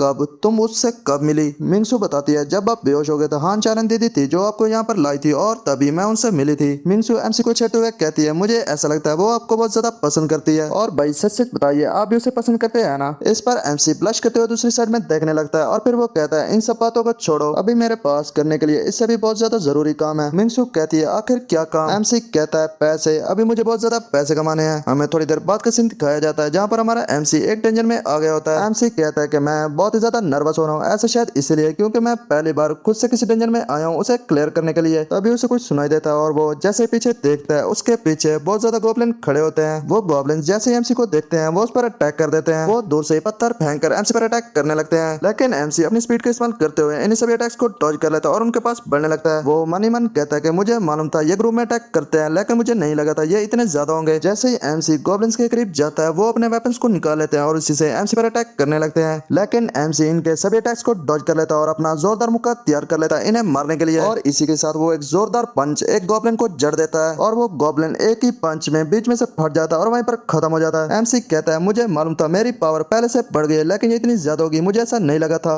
बाकी के गॉब्लिन्स जब इस अटैक को देखते हैं वो बहुत ज्यादा डर जाते हैं और पीछे की तरफ हटने लगते हैं। तभी हमारा एमसी अपनी अड़ी को बजाते हुए आगे की तरफ बढ़ने लगता है और कहता है तुम सबके सब एक ही बार में आ जाओ, मैं तुम्हें एक ही बार में खत्म कर दूंगा। सीन चेंज होता है और हमें एक ब्लैक स्मिथ की शॉप को दिखाया जाता है और उसी के सामने हमें गॉब्लिन्स की लाशों का एक ढेर दिखाया जाता है जो कि हमारे एमसी ने लगाया होता है। ये देखकर ब्लैक स्मिथ एमसी से कहता है कि मैंने तुम्हें कुछ मटेरियल लाने को कहा था लेकिन तुम तो इन बेकार से गॉब्लिन्स को लेकर आ गए हो जिनका कोई भी इस्तेमाल नहीं होता। इसी के साथ हमें इस ब्लैक स्मिथ के बारे में बताया जाता है जिसका नाम सी होता है और इसने अपनी ज्यादातर जवानी ब्लैक स्मिथ सीखने में गुजार दी होती है। तभी हमारा एमसी उससे कहता है कि यही मेरे मटेरियल्स और मैं इनका इस्तेमाल करके अपना वेपन को क्रिएट करने वाला हूं। इस पर ब्लैकस्मिथ कहता है अच्छा अगर ऐसा है तो तुम खुद ही ये ट्राई कर सकते हो, और इसी के साथ वो अपना हैमर एमसी को दे देता है और एमसी भी हैमर को पकड़ते हुए कहता है ठीक है। ब्लैकस्मिथ कहता है अच्छा तो यही लड़का है जिसका नाम मिंग शिवू है, जैसा कि मुझे लगा था इसे ब्लैकस्मिथ के बारे में बिल्कुल भी नहीं मालूम और ये एक न्यूबी है, इसके पास कोई भी स्किल नहीं है और इसने पहले कभी भी किसी वर्कशॉप में काम नहीं किया होगा। अभी उसकी नजर एमसी पर जाती है और वो ये देखकर हैरान हो जाता है आखिर कोई न्यूबी इस तरह से थोड़ा कैसे चला सकता है, ये हो ही नहीं सकता कि ये इसका फर्स्ट टाइम है जब ये हैमर को पकड़ रहा है। सीन चेंज होता है और हम देखते हैं कि एक लड़की वर्कशॉप के अंदर आती है जिसका नाम किम सियोन होता है और ये सियोन ट्रेडिंग कंपनी की सीईओ होती है। तभी ब्लैकस्मिथ की नजर इस पर जाती है और वो कहता है सियोन आखिर तुम यहाँ पर क्या कर रही हो, तुम अपने किसी एम्प्लॉय को भी तो यहाँ पर भेज सकती थी। सियोन कहती है नहीं ऐसा नहीं है, आप मेरे लिए बहुत ज्यादा खास हैं और इसलिए आपसे मिलने के लिए मैं खुद यहाँ पर आई हूँ और आपने मुझे जो मटेरियल्स का ऑर्डर दिया था मैं वो सभी मटेरियल्स लेकर आ गई हूँ। और जब वो ब्लैकस्मिथ से बात कर रही होती है तभी उसे पीछे से किसी का जोर जोर से थोड़ा मारने का शोर आ रहा होता है और इससे वो बहुत ज्यादा डिस्टर्ब हो रही होती है, जिसकी वजह से उसे बहुत ज्यादा गुस्सा आ जाता है और वो कहती है तुम बदतमीज लड़के, आखिर तुम्हें कोई भी तमीज क्यों नहीं है, तुम्हें मालूम नहीं है मैं यहाँ पर बात कर रही हूँ। इस पर हमारा एमसी कहता है हाँ हाँ ठीक है मुझे मालूम है। तभी उसकी नजर एमसी के बनाए हुए वेपन्स पर पड़ती है और वो कहती है आखिर ये यहाँ पर क्या कर रहा है, ये तो एक न्यूबी है तो फिर ये वर्कशॉप में काम क्यों कर रहा है, और वो एमसी की बनाई हुई शॉर्ट्स को उठाकर देखने लगती है। तभी पीछे से ब्लैकस्मिथ कहता है तुम ये तलवारें देख रही हो, आखिर तुम इनके बारे में क्या सोचती हो। सियोन कहती है हाँ मैं ये देख रही हूँ और इनकी क्वालिटी बहुत ज्यादा घटिया है, ये तो सिर्फ कीमती मटेरियल्स को वेस्ट कर रहा है, इसके अलावा कुछ भी नहीं। ब्लैकस्मिथ कहता है हाँ तुम ये बिल्कुल ठीक कर रहे हो, इनकी क्वालिटी बहुत ही ज्यादा घटिया है, लेकिन तुम्हें ये बात मालूम है इसने ये सॉर्ड्स उन बेकार गॉब्लिन्स का यूज करके बनाई है, ना कि किसी कीमती मटेरियल का। इस पर किम सियोन बहुत ही ज्यादा शॉक हो जाती है और वो कहती है आखिर कोई उन बेकार गॉब्लिन्स का यूज करके सॉर्ड्स कैसे बना सकता है, ये लड़का कोई बहुत ही बड़ा ब्लैकस्मिथ है। इस पर ब्लैकस्मिथ कहता है कि नहीं इस बार तुम गलत हो, उसने पहली बार हैमर को पकड़ा है, पहली बार जब मैंने इसे देखा तो मुझे भी यही लगा ये कोई न्यूबी है जिसके पास कोई भी टैलेंट नहीं है, लेकिन जब मैंने इसको थोड़ा चलाते हुए देखा तो मुझे यकीन ही नहीं हुआ आखिर कोई शख्स पहली बार में ऐसा थोड़ा कैसे चला सकता है। किम सियोन ब्लैकस्मिथ से पूछती है तो फिर अब से तुमने इसे अपना डिसाइपल बना लिया है। ब्लैकस्मिथ कहता है कि नहीं ऐसा नहीं है, मैंने इसे बहुत बार मनाने की कोशिश की लेकिन उसने मुझे हर बार रिजेक्ट कर दिया। किम सियोन एमसी की तरफ देखते हुए कहती है आखिर ये शख्स कौन है, मैंने आज से पहले इसे कभी भी नहीं देखा। तभी हम एमसी को देखते हैं जिसने के एक न्यू वेपन को क्राफ्ट कर लिया होता है और उसी के साथ उसके सिस्टम में एक मैसेज आता है जिसमें क्या लिखा होता है आपने एक न्यू वेपन को क्राफ्ट किया जो कि एकदम ही कचरा है, जिसकी वजह से आपकी ब्लैकस्मिथ की स्किल थोड़ी सी इंक्रीज हो गई है। इसे देखकर एमसी बहुत ज्यादा शौक होता है और कहता है मैंने इतनी मेहनत की इसे बनाने में और ये एकदम ही कचरा निकला, लेकिन खैर इसकी वजह से मेरी ब्लैकस्मिथ की स्किल थोड़ी सी इंक्रीज हो गई है। तभी उसे पीछे से कोई पुकारता है और ये किम सियोन होती है। सियोन उसे अपना इंट्रोडक्शन देते हुए कहती है मेरा नाम किम सियोन है और मैं सियोन ट्रेडिंग कंपनी की सीईओ हूँ। वो एमसी से कहती है कि हमारी कंपनी चीजों को बाय और फिर आगे सेल करती है, तो बताओ क्या तुम मुझे अपने वेपन को सेल करना चाहोगे, मैं तुम्हें इसके लिए अच्छा पे कर सकती हूँ। इसे देखकर हमारा एमसी बहुत ही ज्यादा खुश हो जाता है और वो कहता है आखिरकार अब मैं पैसे कमा सकता हूँ। एमसी हमें अपना डेली का शेड्यूल बताता है जिसमें वो हर रोज सुबह सुबह वेपन को क्राफ्ट करता है और उसके बाद दोपहर में डंजन्स को क्लियर करता है जिससे कि उसकी स्किल्स की प्रोफिशिएंसी भी बढ़ जाती है, और वो शाम में किम सियोन के जरिए अपने वेपन को सेल करता है जिससे कि वो पैसे भी कमा लेता है। सीन चेंज होता है और हमें नेक्स्ट डे का सीन दिखाया जाता है जिसमें किम सियोन बहुत ज्यादा खुश हो रही होती है क्योंकि उसने ऑफिशियली हमारे एमसी के साथ कॉन्ट्रैक्ट को साइन कर लिया होता है, और वो हमारे एमसी से कहती है आपका बहुत बहुत शुक्रिया, आपकी वजह से हमारे बहुत सी मुश्किलात हल हो गई और आप वेपन्स बनाने में जो मटेरियल इस्तेमाल करते हैं वो बहुत ज्यादा सस्ते होते हैं जिसकी वजह से हमें बहुत ज्यादा प्रॉफिट हो रहा है, और इन सब के लिए आपका बहुत बहुत शुक्रिया। तभी वो कहती है ये लीजिए अपना अकाउंट चेक कर लीजिए, मैंने आपके पैसे आपके अकाउंट में ट्रांसफर कर दिए हैं जो कि हमने आपके वेपन्स को सेल करके कमाए हैं। तभी हमारा एमसी अपने अकाउंट को चेक करने लगता है और वो देखता है उसके अकाउंट में 28 मिलियन ट्रांसफर हो गए होते हैं। एमसी कहता है 28 मिलियन वॉन, ये सच में बहुत ज्यादा अच्छा है लेकिन ये उससे कम है जो कि मैंने एक्सपेक्ट किया था। इससे किम सियोन बहुत ज्यादा शौक होती है और वो कहती है 28 मिलियन वॉन ऐसा नहीं है, प्लीज कि आप दोबारा से अपना अकाउंट चेक कर सकते हैं। इसी के साथ हमारा एमसी दोबारा से अपना अकाउंट चेक करने लगता है और वो देखता है ये 28 मिलियन नहीं बल्कि 280 मिलियन होते हैं। इसे देखकर वो बहुत ज्यादा शौक होता है और उसके मुंह में भी पानी आने लगता है। हमें थोड़ी देर बाद का सीन दिखाया जाता है जहाँ पर हमारा एमसी कई बार बैठा होता है और वो अपने अकाउंट को चेक कर रहा होता है। वो कहता है अब जब मेरे पास इतने पैसे आ गए हैं मैं किसी ऐसे गॉड के चैनल को सब्सक्राइब कर सकता हूँ जिससे कि मैं अपनी बहन का इलाज कर सकूं। तभी वो अपने मोबाइल पर स्क्रॉल करने लगता है और किसी ऐसे गॉड के चैनल को देखने लगता है जो कि मेडिकल में बहुत ज्यादा अच्छा हो, और तभी उसे ऐसे 3 गॉड्स के चैनल मिल जाते हैं जो कि मेडिकल में बहुत ही अच्छे होते हैं। वो कहता है मेरी इस सिचुएशन में मैं सिर्फ एक ही चैनल को सब्सक्राइब कर सकता हूँ, और वो बहुत ही ज्यादा सोचने लगता है कि आखिर मैं किस चैनल को सब्सक्राइब करूँ। बहुत ज्यादा सोच सोच के उसका दिमाग खराब होने लगता है और वो अपनी आंखें बंद कर लेता है और किसी एक चैनल को सब्सक्राइब कर देता है। इसी के साथ सीन चेंज होता है और हमें किमसू को दिखाया जाता है जिसको देखते ही हमारा एमसी कहता है किमसू मैं अभी तुम्हें याद कर रहा था और मैं तुमसे कुछ कहना चाहता हूँ। इसे सुनकर किमसू बहुत ज्यादा खुश हो जाती है और वो कहती है आखिर तुम मुझसे क्या कहना चाहते हो। तभी हमारा एमसी एक लिस्ट निकालता है और वो लिस्ट किमसू को पकड़ा देता और कहता है मैं चाहता हूँ तुम मेरे लिए मुझे इस लिस्ट में लिखी हुई सारी जड़ी बूटियां ला दो। तभी किमसू बहुत ही ऑकवर्ड तरीके से हंसते हुए इस लिस्ट को पकड़ लेती है और कहती है अच्छा तो तुम मुझसे यही कहना चाहते थे, और वो इस लिस्ट में लिखी हुई जड़ी बूटियों को देखने लगती है। तभी वो एमसी से कहती है कि इस लिस्ट में लिखी हुई सारी जड़ी बूटियां बहुत ही ज्यादा रेयर है और इनकी प्राइस बहुत ही ज्यादा हाई होती है। इन सभी की प्राइस तकरीबन 300 मिलियन होगी, लेकिन ये सब तुम मुझसे खरीद रहे हो इसलिए मैं तुम्हें 20 मिलियन का डिस्काउंट दूंगी। इसे सुनकर हमारा एमसी बहुत ज्यादा शॉक हो जाता है और कहता है 300 मिलियन, आखिर इनकी प्राइस इतनी ज्यादा कैसे हो सकती है। अभी एमसी मन ही मन सोचता है मेरी मेडिकल स्किल की प्रोफिशिएंसी को बढ़ाने के लिए मुझे इन हर्ब्स को लेना ही पड़ेगा, चाहे इनकी प्राइस जितनी भी हो। किम सियोन कहती है क्या अब भी तुम इन मेडिकल हर्ब्स को लेना चाहोगे? तभी हमारा एमसी बहुत ज्यादा रोते हुए कह रहा था हाँ मैं इनको लेना चाहूंगा। सीन चेंज होता है और हमें हमारे एमसी को दिखाया जाता है जो कि कह रहा होता है मेरा इस मंथ का सब्सक्रिप्शन भी खत्म होने वाला है और उसको फिर से सब्सक्राइब करने के लिए मुझे बहुत ज्यादा पैसों की जरूरत होगी, मुझे कुछ भी समझ नहीं आ रहा आखिर मैं इतने ज्यादा पैसे कहां से लाऊं। तभी अचानक से उसे एक आइडिया आता और वो कहता है यूट्यूब, मैं यूट्यूब से पैसे कमा सकता हूँ, मैं भी कांग डिजिटल की तरह यूट्यूब पर वीडियोस अपलोड करके वहां से पैसे कमा सकता हूँ। इसी के साथ सीन चेंज होता है और हमें एक लड़का दिखाया जाता है जो कि मोबाइल पर स्क्रॉल कर रहा था और वो कहता है मैं बहुत ज्यादा बोर हो रहा हूँ लेकिन मेरे पास कुछ भी देखने को नहीं है। तभी उसकी नजर एक वीडियो पर पड़ती है जो कि किसी और की नहीं हमारे एमसी की वीडियो होती है जिस पर के चैनल का नाम लिखा होता है the man who solve everything. वो लड़का कहता है आखिर अब ये क्या बकवास है और ये कौन है, और इसी के साथ वो हमारे एमसी की वीडियो को ओपन करके देखने लगता है। वीडियो में हमें कुछ हिपो मॉन्स्टर को दिखाया जाता है और तभी हमारा एमसी वहां पर आता है जिसने के हिपो की कॉस्ट्यूम को ही पहना होता है और वो कहता है आज मैं आपको बताने वाला हूँ कि आप कैसे अकेले इन सभी हिपो मॉन्स्टर को खत्म कर सकते हैं। तभी वो लड़का कहता है आखिर ये सब कुछ क्या है, क्या यहाँ पर कोई हिपो कॉस्प्ले चल रहा है? एमसी कहता है तो चलिए फिर इसी के साथ हमारी वीडियो को शुरू करते हैं और मैं आपको आज बताऊंगा एक स्ट्रेटजी जिससे आप इन हिपोस को खत्म कर सकते हैं, वो भी अकेले। इसके लिए आपको दो काम करने होंगे। सबसे पहले आपने छुपते हुए इनके सामने जाना है और अपने साथ एक लाल कपड़ा भी लेकर जाना है और जैसे ही वो लाल कपड़ा आप इनको दिखाएंगे ये बहुत ज्यादा गुस्सा हो जाएंगे और आप पर अटैक करने के लिए आगे बढ़ेंगे। मैं ये अच्छे तरीके से जानता हूँ ये कोई बैज नहीं बल्कि हिप्पोज हैं, लेकिन आप मेरे यकीन करिए इस तरीके से आप इन्हें बहुत जल्द खत्म कर सकते हैं। जैसे हमारा एमसी वो लाल कपड़ा उनको दिखाता है, हिप्पोज पहले तो बहुत ज्यादा शांत होता है लेकिन जैसे उनकी नजर इस लाल कपड़े पर जाती है वो बहुत ज्यादा गुस्सा हो जाते हैं और उनकी आंखें रेड हो जाती हैं। इसी के साथ वो एक साथ एमसी पर अटैक कर देते हैं। जैसे वो एक साथ हमारे एमसी के करीब आते हैं हमारा एमसी कहता है यही हमारे पास मौका इन सभी को एक ही बार में खत्म करने का। इसी के साथ हमारा एमसी स्पीड से उनकी तरफ जाने लगता है और वो कहता है आपने दूसरा काम ये करना है कि जैसे ही आप उनके बहुत ज्यादा करीब पहुंचे आपने एक जोरदार पंच करना है और एक ही पंच में उन सभी को नॉकडाउन कर देना है। ये कहते हैं हमारा एमसी एक जोरदार पंच करता है और एक ही पंच में उन सभी को खत्म कर देता है। हम देखते हैं कि हमारा एमसी वहां पर खड़ा होता है और उसने उन सभी हिपोस को एक ही अटैक में नॉकडाउन कर दिया होता है। इसके बाद हमारा एमसी कहता है प्लीज मेरे वीडियो को लाइक कर दीजिएगा और मेरे चैनल को सब्सक्राइब करना मत भूलिएगा। मिलते हैं आपसे अगले वीडियो में। इसको देखकर वो बंदा बहुत ज्यादा शॉक हो जाता है और वो कहता है आखिर इसको कोई स्ट्रेटेजी भी कैसे कह सकता है, लेकिन जो भी हो ये बहुत ज्यादा अमेजिंग था। और इसी के साथ वो हमारे एमसी के चैनल को सब्सक्राइब कर देता है। और गाइस प्लीज यार आप भी मुझे सब्सक्राइब कर दीजिए ताकि मेरे आने वाली हर न्यू वीडियो आप तक पहुंच सके और इससे मेरे भी कुछ मदद हो जाएगी। तो चलिए फिर स्टोरी को आगे कंटिन्यू करते हैं। हम देखते हैं कि हमारे एमसी के चैनल पर बहुत ज्यादा कमेंट्स आ रहे होते हैं। इसे देखकर हमारा एमसी बहुत ज्यादा खुश होता है और कहता है आखिरकार मेरा आइडिया काम कर ही गया। हम देखते हैं कि हमारे एमसी की वीडियो पर बहुत ज्यादा व्यूज आ रहे होते हैं और हम देखते हैं कि हमारे एमसी की पहली वीडियो पर ही 1200 सब्सक्राइबर हो जाते हैं। इसे देखकर हमारा एमसी हंसने लगता है और कहता है वाह मेरे वीडियो में बहुत ही अच्छे रिएक्शन आ रहे हैं, लेकिन मेरा गोल 1 मिलियन सब्सक्राइबर करने का जो कि अभी भी बहुत दूर है। अभी लोहा गर्म है और गर्म लोहे पर ये थोड़ा मरना चाहिए। इसी के साथ हमारा एमसी हमें अपने डेली रूटीन के बारे में बताने लगता है कि वो हर सुबह डंजन में जाकर मॉन्स्टर को हंट करता है और उसके बाद दोपहर में वेपन्स को क्राफ्ट करता है और किम सियोन की मदद से उन्हें बेचता है। फिर रात में वो अपनी वीडियो को एडिट करता है और उसे अपलोड करता है। लेकिन इसमें एक परेशानी की बात यह है कि बहुत ज्यादा स्ट्रेस लेने की वजह से और ओवरवर्क करने की वजह से उसकी नोज ब्लीडिंग होने लगती है। इसे देखकर हमारा एमसी बहुत ज्यादा हैरान हो जाता है और कहता है आखिर मेरी नोज से ब्लड क्यों आ रहा है, और अचानक से उसका सब चकराने लगता है और उसे बहुत ज्यादा चक्कर आने लगते हैं। इसे देखकर हमारा एमसी बहुत ज्यादा हैरान होता है और वो कहता है आखिर मेरे साथ ये सब कुछ क्या हो रहा है। तभी वो सर चकराने की वजह से नीचे गिरने लगता है और उसका सर सीधा जाकर टेबल पर लगता है और इसके बाद वो धड़ाम से नीचे जाकर गिरता है और वहीं पर बेहोश हो जाता है। हमें कुछ देर बाद का सीन दिखाया जाता है जहाँ पर हमारा एमसी आस्ते आस्ते अपनी आंखों को खोलता है और वो कहता है आखिर मैं कहाँ पर हूँ। तभी वो उठकर अपने बेड पर बैठ जाता है और उसके सर में बहुत ज्यादा दर्द हो रहा होता है। एमसी अपने मोबाइल को निकालता है ताकि वो देख सके कि वो कितनी देर तक बेहोश पड़ा था और जैसे ही वो टाइम को देखता है वो बहुत ज्यादा शॉक हो जाता है क्योंकि वो पूरे एक दिन तक बेहोश रहा था। वो कहता है मैं पूरे एक दिन से बेहोश पड़ा था, इसका मतलब मैंने कोई भी वीडियो अपलोड नहीं की होगी, मेरे पास वीडियो को एडिट करने का टाइम नहीं होता, इसलिए अब मुझे जल्द से जल्द कोई और एडिटर तलाश करना होगा। और इसी के साथ हमारा एमसी बहुत सी जगहों पर एडिटर को तलाश करने के लिए जॉब रिक्वायरमेंट की पोस्ट देता है और एक शख्स इसके लिए मान भी जाता है। हमें थोड़ी देर बाद का सीन दिखाया जाता है जहाँ पर हमारा एमसी एक कैफे में बैठा होता है और वो उस एडिटर का वेट कर रहा होता है। इस दौरान वो उस वीडियो को देखने लगता है जो कि उस एडिटर ने उसको एडिट करके भेजी होती है और इसी के साथ बहुत ज्यादा टाइम गुजर जाता है लेकिन वो एडिटर अभी तक भी नहीं आया होता। इसे देखकर वो बहुत ज्यादा गुस्सा हो जाता है और वो कहता है मैं बस थोड़ी देर और इंतजार करूंगा। एमसी कहता है कि उसके नाम से और उसके बात करने के तरीके से मुझे ऐसा लगता है ये जरूरी कोई बुढ़ा होगा। एमसी उसे मैसेज करता है और कहता है आखिर तुम कहाँ हो और अभी तक आए क्यों नहीं, लेकिन इसका कोई जवाब नहीं आता। बस थोड़ी देर और मैं बस थोड़ी देर और इंतजार करूंगा और अगर वो नहीं आया तो मैं यहाँ से चला जाऊंगा। इसी के साथ बहुत ही ज्यादा वक्त गुजर जाता है लेकिन वो एडिटर अभी तक भी नहीं आया होता। इसे देखकर एमसी बहुत ज्यादा गुस्सा हो जाता है और वो वहां से उठकर जाने वाला होता है। तभी उसे किसी की आवाज सुनाई देती है जो कि कह रहा होता है प्लीज मुझे माफ कर दो, मैं बहुत ज्यादा लेट हो गई भाई मैं यहाँ पर इंटरव्यू देने के लिए आई हूँ। इसे सुनकर एमसी बहुत ज्यादा गुस्से में पीछे की तरफ देखता है और वो जैसे ही देखता है वहाँ पर एक बहुत ही ज्यादा क्यूट लड़की खड़ी होती है। वो बहुत ही ज्यादा हाँफ रही होती है। इसे देखकर हमारा एमसी कहता है वाओ ये कितनी ज्यादा प्यारी है। इसी के साथ वो दोनों टेबल पर बैठ जाते हैं जहाँ पर एमसी उसे कहने लगता है आखिर तुम इतनी ज्यादा लेट क्यों हो गई। जिस पर वो लड़की नर्वस होकर बताती है कि मैं रात देर तक आपकी भेजी वीडियो को एडिट करती रही जिसकी वजह से मैं बहुत ज्यादा लेट हुई और इसी वजह से मेरी सुबह आंख नहीं खुली और मैं लेट हो गई। इस पर हमारा एमसी उससे पूछता है कि आखिर तुम्हें वो वीडियो एडिट करने में कितनी देर लगी। जिस पर वो लड़की बताती है कि उसे वो वीडियो एडिट करने में पूरे 3 घंटे लग गए। पर हमारा एमसी बहुत ज्यादा शौक हो जाता है और कांपते हुए कहता है तुम्हें एक वीडियो को एडिट करने में 3 घंटे लगे, बस 3 घंटे। हमारा एमसी के रिएक्शन को देखकर वो लड़की बहुत ज्यादा नर्वस हो रही होती है। हमारा एमसी उस लड़की से कहता है मिसेस पार्क। इस पर वो लड़की बहुत ज्यादा डर जाती है और रोते हुए कहती है जी। हमारा एमसी कहता है कि आप इस जॉब के लिए बिल्कुल परफेक्ट है और मैं आपको इस जॉब के लिए हायर करना चाहता हूँ, क्या आप इस जॉब को करना चाहेंगी। इस पर पार्क बहुत ज्यादा इमोशनल हो जाती है और ब्लश करते हुए कहती है हाँ मैं करना चाहूंगी। एमसी मन ही मन बहुत ही ज्यादा खुश हो जाता है और कहता है अरे वाह अगर ये एक वीडियो को 3 घंटे में एडिट कर सकती है तो अगर मैं इसे 2-3 वीडियोस एक साथ भी दे दूं तो ये उन्हें भी आसानी से एक ही दिन में एडिट कर लेगी। इससे मैं यूट्यूब पर बहुत ज्यादा वीडियोस अपलोड कर सकूंगा जिससे कि मेरी अर्निंग बहुत ही ज्यादा हो जाएगी। इसी के साथ हमारा एमसी उसकी तरफ हाथ बढ़ाते हुए कहता है मिसेस पार्क आपके साथ काम करने में मुझे बहुत ही ज्यादा खुशी होगी। जैसे ही हमारा एमसी ये कहता है पार्क अपने सर को जोर से टेबल पर दे मारती है और कहती है आपका बहुत बहुत शुक्रिया। उसी वक्त हमें दिखाया जाता है सभी लोग वहां से भागने लगते हैं। इसे देखकर पार्क बहुत ज्यादा हैरान हो जाती है और कहती है आखिर ये सब कुछ क्या हो रहा है। लोग चिल्लाते हुए वहां से भाग रहे होते हैं और कहते हैं यहाँ से जल्दी से निकलो, यहाँ पर एक डंजन ब्रेक हुआ है जो कि एक सी रैंक का डंजन है। इस न्यूज को सुनकर हमारा एमसी बहुत ही ज्यादा खुश हो जाता है। उसके पीछे ही पार्क खड़ी होती है जो बहुत ही ज्यादा डर जाती है और कहती है सर हमें भी यहाँ से निकलना चाहिए, ये एक सी रैंक का डंजन ब्रेक है जो कि सच में बहुत ज्यादा खतरनाक है, हमें यहाँ से जल्दी से निकलना होगा और किसी सेफ जगह पर जाना होगा। एमसी कहता है नहीं हम यहाँ से नहीं जाने वाले, तो मैं क्या लगता है मैं यूट्यूब पर कैसी वीडियोस को अपलोड करता हूँ। इसी के साथ वो पार्क को मोबाइल देते हुए कहता है मिसेस पार्क आपको कोई दिक्कत तो नहीं होगी ना अगर हम अभी से काम को शुरू कर दें। एमसी कहता है ये मेरे लिए एक बहुत ही अच्छा स्टेज है और इससे मैं एक बहुत अच्छी वीडियो को बना सकता हूँ। तभी हम देखते हैं एमसी और पार्क डंजन की तरफ भाग रहे होते हैं। एमसी भागते हुए पार्क से कहता है अभी के अभी कैमरे को ओपन करो और वीडियो को बनाना स्टार्ट करो। इसी के साथ पार्क कैमरे को ओपन कर लेती है और वीडियो बनाना स्टार्ट कर देती है। हमें दिखाया जाता है कि डंजन ब्रेक हो गया होता है जहाँ से बड़े बड़े ऑर्क मॉन्स्टर निकल रहे होते हैं जो कि सच में बहुत ज्यादा खतरनाक दिख रहे होते हैं। इसी के साथ हमें हमारे एमसी को दिखाया जाता है जो कि एक ऑर्क मॉन्स्टर की तरफ भागते हुए कहता है इन ऑर्क मॉन्स्टर को खत्म करने के लिए सबसे पहले आपको इनको एक जोरदार पंच मारना है और एक ही पंच में इनको खत्म कर देना है। तभी हमारा एमसी कैमरे की तरफ देखने लगता है और कहता है मेरे वीडियो को लाइक करो और मेरे चैनल को सब्सक्राइब करो ताकि मेरे हर आने वाली न्यू वीडियो सबसे पहले आप तक पहुंच सके। और गाइस प्लीज आप भी मेरे चैनल को सब्सक्राइब कर दें और मेरे वीडियोस को भी लाइक कर दें ताकि मेरे आने वाली न्यू वीडियोस आप तक पहुंच सके। तो चलिए फिर स्टोरी को कंटिन्यू करते हैं। तभी हम देखते हैं कि वहाँ पर बहुत सारे हंटर्स आने लगते हैं। वो यहाँ पर इस सी रैंक डंजन ब्रेक को संभालने के लिए आए होते हैं। वो यहाँ पर बहुत से लोगों को देखकर शॉक हो जाता है और कहते हैं आखिर आप सब यहाँ पर क्या कर रहे हैं, प्लीज यहाँ से जल्दी से निकल जाइए, यहाँ पर बहुत ज्यादा खतरा है। और जैसे ही वो ये सब कुछ कह रहे होते हैं तभी एक ऑर्क मॉन्स्टर का सर बहुत ही तेजी से उनके सामने छोड़कर जाता है जिसे देखकर वो बहुत ज्यादा शॉक हो जाते हैं। तभी वो सामने की तरफ देखते हैं जहाँ से ये सर उड़ के आया होता है और वो वहाँ पर हमारे एमसी को देखते हैं जो कि सभी मॉन्स्टर को बहुत ही बुरी तरह से मारा था और एक एक करके उन सभी को खत्म कर देता है। तभी हमारा एमसी उन सभी मॉन्स्टर की लाशों के ऊपर खड़ा हो जाता है और कैमरे की तरफ देखकर कहने लगता है हमारी आज की वीडियो यहीं पर खत्म होती है और अगर आपने मेरे चैनल को सब्सक्राइब नहीं किया तो अभी सब्सक्राइब करें और इस वीडियो को लाइक करना मत भूलिएगा। और गाइज अगर आपने अभी तक मेरे चैनल को सब्सक्राइब नहीं किया तो प्लीज मेरे चैनल को सब्सक्राइब कर दें। इसी के साथ सीन चेंज होता है और हम पार्क डोजन को देखते हैं जो वीडियो को एडिट कर रही होती है। तभी वो हमारे एमसी के वीडियो के ऊपर कमेंट्स को पढ़ने लगती है और कहती है अरे यार ये बंदा सच में बहुत ज्यादा कमाल का है, इसने अभी अभी वीडियोस को बनाना शुरू किया और इसके अभी से 2000 सब्सक्राइबर हो गए जो कि सच में बहुत ज्यादा कमाल का है। क्या मैं सच में इसी के वीडियोस को एडिट करने वाली हूँ और क्या मैं सच में अच्छा कर पाऊंगी, मुझे खुद पर बिल्कुल भी यकीन नहीं है कि मैं सच से कर पाऊंगी। तभी उसके छोटे भाई बहन उसके पीछे आ जाते हैं और वो एक रोज चिकन को खा रहे होते हैं और वो इसे खाते हुए कहते हैं दीदी ये चिकन सच में बहुत ज्यादा अच्छा है। तभी वो दोनों इसके एक पीस के लिए लड़ने लगते हैं और कहते हैं मैंने इसे पहले देखा था, दूसरा कहता है नहीं मैंने इसे पहले उठाया था। पार्क डोजन उन्हें इस तरह देखकर कहती है इससे फर्क नहीं पड़ता मैं ये काम कर सकती हूँ या नहीं, मुझे अपने छोटे भाई बहन के लिए इस काम को करना ही होगा। इसी के साथ सीन चेंज होता है और हमें हमारे एमसी को दिखाया जाता है जो कि ब्लैक स्मिथ की शॉप पर किसी वेपन को क्राफ्ट कर रहा होता है और थोड़ी देर में वो एक वेपन को क्राफ्ट कर लेता है। ये एक स्वॉर्ड होती है जो कि शाइनिंग कर रही होती है। जैसे हमारा एमसी इस स्वॉर्ड को क्राफ्ट करता है इसी के साथ उसके सिस्टम में एक मैसेज आता है आपने ब्लैक स्मिथ की स्किल का इस्तेमाल किया है जिसकी वजह से आपकी प्रोफिशिएंसी थोड़ी सी बढ़ गई और इसी के साथ आपकी प्रोफिशिएंसी 4.43% हो गई है। इसी के साथ एक और मैसेज आता है कि आपने एक न्यू वेपन को क्राफ्ट किया है जो कि वाकई लेने के लायक है, अगर कोई आपको ये बिल्कुल ही फ्री दे तो। एमसी इस मैसेज को देखकर कहता है मैंने इस वेपन को बनाने में अपनी पूरी जान लगा दी लेकिन तब भी सिस्टम के मुताबिक ये एकदम ही कचरा है, लेकिन तब भी मुझे इससे बहुत ही ज्यादा फायदा हुआ है क्योंकि इसकी वजह से मेरी प्रोफिशिएंसी 1.4% बढ़ गई जो कि सच में बहुत ज्यादा कमाल का है। तभी पीछे से किम सियोन आ जाती है और वो कहती है वाओ ये वेपन सच में ये बहुत ज्यादा अमेजिंग वेपन है। जबकि ब्लैक स्मिथ बहुत ज्यादा शौक होता है और कहता आखिर कैसे एक बंदा जिसको ब्लैक स्मिथ सीखते हुए अभी सिर्फ 1 ही मंथ हुआ है वो आखिर कैसे इस तरह के वेपन को बना सकता है। वो हमारे एमसी के करीब आने लगता है और इस वेपन को बहुत ज्यादा शौक होकर देखने लगता है, जबकि हमारा एमसी कह रहा होता है मैं सच में एक जीनियस हूँ, इसलिए मैं ऐसा कर सकता हूँ। तभी वो इस शॉट को किम सियोन को देते हुए कहता है, किम सियोन क्या तुम मुझे इसके बदले में अच्छे पैसे दिला सकती हो? पर किम सियोन इसे लेते हुए कहती है, आप इसे मुझ पर छोड़ दे, मैं आपको इसके बदले में अच्छे पैसे दिलाऊंगी। तभी वो हमारे एमसी से कहती है, मिंग सियो तुम अब पहले से काफी ज्यादा अच्छे लग रहे हो, पहले जब मैंने तुम्हें देखा था तुम मुझे बिल्कुल एक ज़ॉम्बी की तरह लग रहा था, जिसे देखकर मैं बहुत ज्यादा डर गई थी। हमारा एमसी भी सोचने लगता है, मैं भी पहले से बहुत ज्यादा अच्छा फील कर रहा हूँ, ऐसा शायद इसलिए क्योंकि पहले मैं सारी रात जाकर वीडियोस को एडिट करता था और बाद में यूट्यूब पर भी अपलोड करता था, जिसकी वजह से मैं बिल्कुल भी सो नहीं पाता था। लेकिन अब मेरे ये काम पार्क डोजन करती है, जिसकी वजह से मैं अच्छे से सो पाता हूँ और इसके लिए मैं सच में उसका बहुत ज्यादा शुक्रगुजार हूँ। और वो बहुत ज्यादा अच्छी एडिटिंग करती है, जिसकी वजह से मेरे व्यूज भी पहले से बहुत ज्यादा बढ़ गए हैं। तभी किम सियोन क्लैप करते हुए कहती है, हेलो आखिर तुम्हारा ध्यान किधर है? हमारा एमसी कहता है, अच्छा तो किम सियोन मैंने तुम्हें कुछ हर्ब चलाने को कहा था, तो फिर तुम्हें वो कहीं पर मिली? इस पर किम सियोन कहती है, ऑफ कोर्स मैं पहले यून हर्ब्स को ले आई हूँ, आखिर मैंने कैसे नहीं लाती, ये तुम्हारी पहली रिक्वेस्ट थी जो कि तुमने मुझसे की है। इस पर हमारा एमसी शॉक होते हुए कहता है, इतनी जल्दी तुम वो हर्ब्स लेकर भी आ गई? किम सियोन कहती है, सियोन ट्रेडिंग कंपनी साउथ कोरिया की बेस्ट ट्रेडिंग कंपनी है। इसी के साथ वो हमारे एमसी को वो हर्ब्स पकड़ा देती है। हमारा एमसी कहता है, तो फिर इनके कितने पैसे हुए? किम सियोन कहती है, एक मिनट मुझे देखने दो। तभी वो देखकर कहती है कि तुम्हारे 212 मिलियन हुए, लेकिन क्योंकि ये तुम हो इसलिए मैं तुम्हें 12 मिलियन का डिस्काउंट दे दूंगी, पर ये आखिरी बार होगा जब मैं तुम्हें डिस्काउंट दूंगी, इसके बाद तुम्हें कोई भी डिस्काउंट नहीं मिलेगा। हमारा एमसी ये सुनकर बहुत ज्यादा शौक होता है और कहता है, 200 मिलियन आखिर ये हर्ब्स कितनी महंगी होती है? वो किम सियोन से कहता है, तुम्हारा बहुत बहुत शुक्रिया इन हर्ब्स को लाने के लिए। अभी किम सियोन एमसी से पूछती है, आखिर तुम इतनी महंगी हर्ब्स का क्या करने वाले हो? इस पर हमारा एमसी हंसते हुए कहता है, कुछ खास नहीं, मैं तो बस कुछ क्लिनिकल ट्रायल्स करना चाहता हूँ। हमें थोड़ी देर बाद का सीन दिखाया जाता है, जहाँ पर हमारा एमसी हुआटाओ की वीडियो देख रहा था, जो कि एक मेडिकल का गॉड होता है, जो कि अपनी वीडियो में मेडिकल के ज्ञान दे रहा होता है, लेकिन हमारे एमसी को कुछ भी समझ नहीं आता। तभी हमारा एमसी चिढ़ते हुए कहता है, आखिर ये क्या बकवास है, मैं इतनी देर से इसकी वीडियो को देख रहा हूँ, लेकिन मुझे अब तक इसकी किसी भी बात की समझ नहीं है, आखिर मैं किस तरह इसकी प्रोफिशिएंसी को बढ़ाने वाला हूँ। तभी उसके सिस्टम में एक मैसेज आता है कि आपने बहुत ज्यादा एडवांस नॉलेज लिया है, जो कि आपकी सोच से परे है, इसकी वजह से आपकी प्रोफिशिएंसी थोड़ी सी बढ़ गई है। इसी के साथ आपकी प्रोफिशिएंसी 8.7% हो गई है। जैसे हमारे एमसी के इनसाइड की प्रोफिशिएंसी बढ़ती है, उसे वो सब कुछ समझ आने लगता है, जो कि हाउटा ने अपने वीडियो में से बताया था। तभी सिस्टम की तरफ से मैसेज आता है, आपने हर्बल मेडिसिन की डेफिनेशन के बारे में सीखा है, जिसकी वजह से आपकी आर्ट ऑफ डिवाइन मेडिसिन की प्रोफिशिएंसी थोड़ी सी बढ़ गई है और ये बढ़कर 0.4% हो गई होती है। हमारे एमसी को जैसे ये सब कुछ समझ आता है, वो कहता है, आखिर इसने इतने सिंपल काम को इतने कॉम्प्लिकेटेड तरीके से क्यों बताया है? तभी हमें थोड़ी देर बाद का सीन दिखाया जाता है, जहाँ पर हमारा एमसी उस हर्ब को बना रहा होता है और वहाँ पर एक मैसेज आता है, आपने एक टॉनिक को बनाया है जो कि हेल्थ के लिए बहुत ज्यादा अच्छा होता है, जिसकी वजह से आपकी प्रोफिशिएंसी थोड़ी सी बढ़ गई है। तभी हमारा एमसी इसको देखते हुए कहता है, क्या सच में इसको पिया भी जा सकता है और ये सेहत के लिए अच्छा है भी या नहीं? मुझे इसे ट्राई करके देखना ही होगा, आखिरकार मैंने इसे अपनी डिवाइन स्किल का यूज करते हुए बनाया है। हमारा एमसी जैसे इसको पीता है, इसका स्वाद इतना ज्यादा घटिया था, वो तभी उसको नीचे गिरा देता और खुद भी नीचे गिर जाता है। हमारा एमसी कहता है, मेरे पैसे, मेरी कीमती हर्ब्स, आखिर वो सब कुछ जाया हो गए, ऐसा नहीं हो सकता।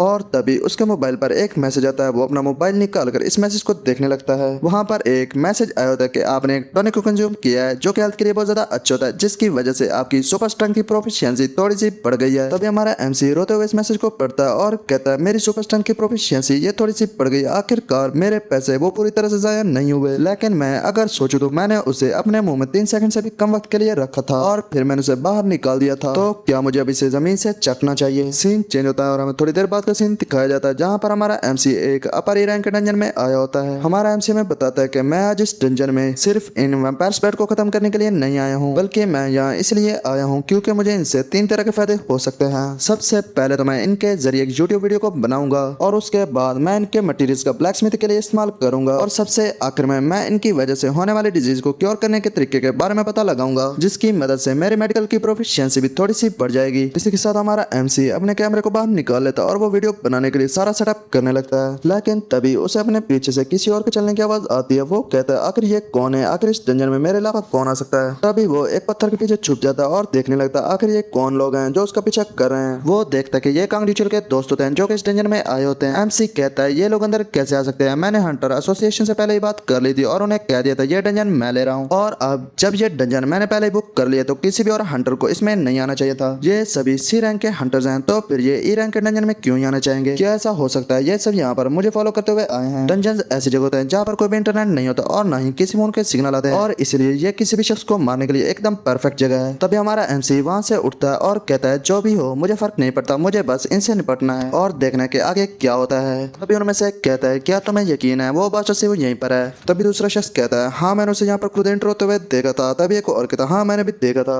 इस पर इनके आगे जो शख्स चल रहा था वो पीछे की तरफ देखता है और कहता है, तो फिर वो हमें यहाँ पर क्यों नहीं मिल रहा। तभी वो स्माइल करते हुए कहता है आखिर उसके पास इतना कॉन्फिडेंस कहाँ से आया कि वो एक डंजन में अकेले ही चला आया। लेकिन जो भी हो ये हमारे लिए चीजों को और भी ज्यादा आसान करता है। तभी उनमें से एक कहता है मैं उसके बारे में ज्यादा तो नहीं जानता लेकिन वो स्ट्रेटेजीज बनाने में बहुत ज्यादा अच्छा है। शायद से उसने कोई ऐसा तरीका निकाली होगा जिससे इन पेट से आसानी से निपटा जा सके। तभी इनमें से जो आगे चल रहा था वो कहता है तुम सही कह रहे हो, इसके अलावा लूजर कर भी क्या सकता है। इनमें से एक शख्स कहता है लेकिन फिर भी मैंने जो उसकी वीडियोस देखी हैं उन्हें देखकर ऐसा नहीं लगता वो सिर्फ अपने स्ट्रेटेजीज के दम पर इस डंजन को क्लियर करने आया है। तभी इनमें से दूसरा शख्स कहता है कुछ भी बकना बंद करो, उसने जरूर से वो वीडियोस को एडिट करके बनाया होगा। ऐसा भी हो सकता है ये कोई रियल का डंजन ना हो बल्कि इसको सिर्फ वीडियो बनाने के लिए सेट किया गया हो। तभी अचानक से एमसी उनके पीछे आ जाता है जिसे देखकर वो बहुत ज्यादा शॉक हो जाते हैं। तभी एमसी उनमें से एक के ऊपर हाथ रखते हुए कहता है क्या तुम्हें यहाँ पर कांग डिचुअल ने भेजा है, और आकर वो खुद कहाँ पर है। इसे देखकर वो बंदा बहुत ज्यादा शॉक हो जाता है और वो कहता है ये अचानक से मेरे पीछे कैसे आ गया। तभी वो बंदा अपनी स्पीड का इस्तेमाल करते हुए एमसी से बहुत ज्यादा दूर हो जाता है। तभी वो एमसी पर अटैक कर देता है और ऐसा करते हुए वो कहता है आखिर तुम्हारे जैसा एक ट्रेडलेस बंदा मेरा क्या ही बिगाड़ लेगा। लेकिन उसके अटैक करने से पहले हमारा एमसी अपना पंजा की तरफ कर देता है और उस पर एक अटैक कर देता है। इस अटैक को खाने के बाद वो बंदा बहुत ज्यादा दूर जाकर गिरता है और उसकी हालत बहुत ज्यादा खराब हो जाती है। एमसी के अटैक को खाने के बाद वो बंदा बहुत ज्यादा डर जाता है। हमारा एमसी ऊपर बैठ कर कहता है तुम्हें क्या लगा तुम आओगे और आसानी से मुझे खत्म करके यहाँ से चले जाओगे, ऐसा नहीं होने वाला। ऐसा कहते हैं हमारा एमसी एक जोरदार लात उसे मार देता है जिसे खाने के बाद वो शख्स वहीं पर नॉकआउट हो जाता है। हमारे एमसी की पावर को देखने के बाद दूसरे दो हंटर्स बहुत ज्यादा डर जाते हैं और वहीं पर अपनी जगह पर ही खड़े रहते हैं। तभी अचानक से दूसरे शख्स को भी एक जोरदार पंच लगता है और वो पीछे की दीवार में जाकर लगता है। इसे देखकर तीसरा बंदा बहुत ज्यादा चौंक जाता है और कहता है आखिर यह भी क्या हुआ, मैं तो इसे देख भी नहीं पाया। इसे देखकर वो बंदा बहुत ज्यादा डर जाता है और पीछे की तरफ जाने लगता है। वो कहता है प्लीज मुझे मत मारो, मैं तुम्हें वो सब कुछ बताने के लिए तैयार हूँ जो भी मैं जानता हूँ, तो प्लीज मुझ पर अटैक मत करो।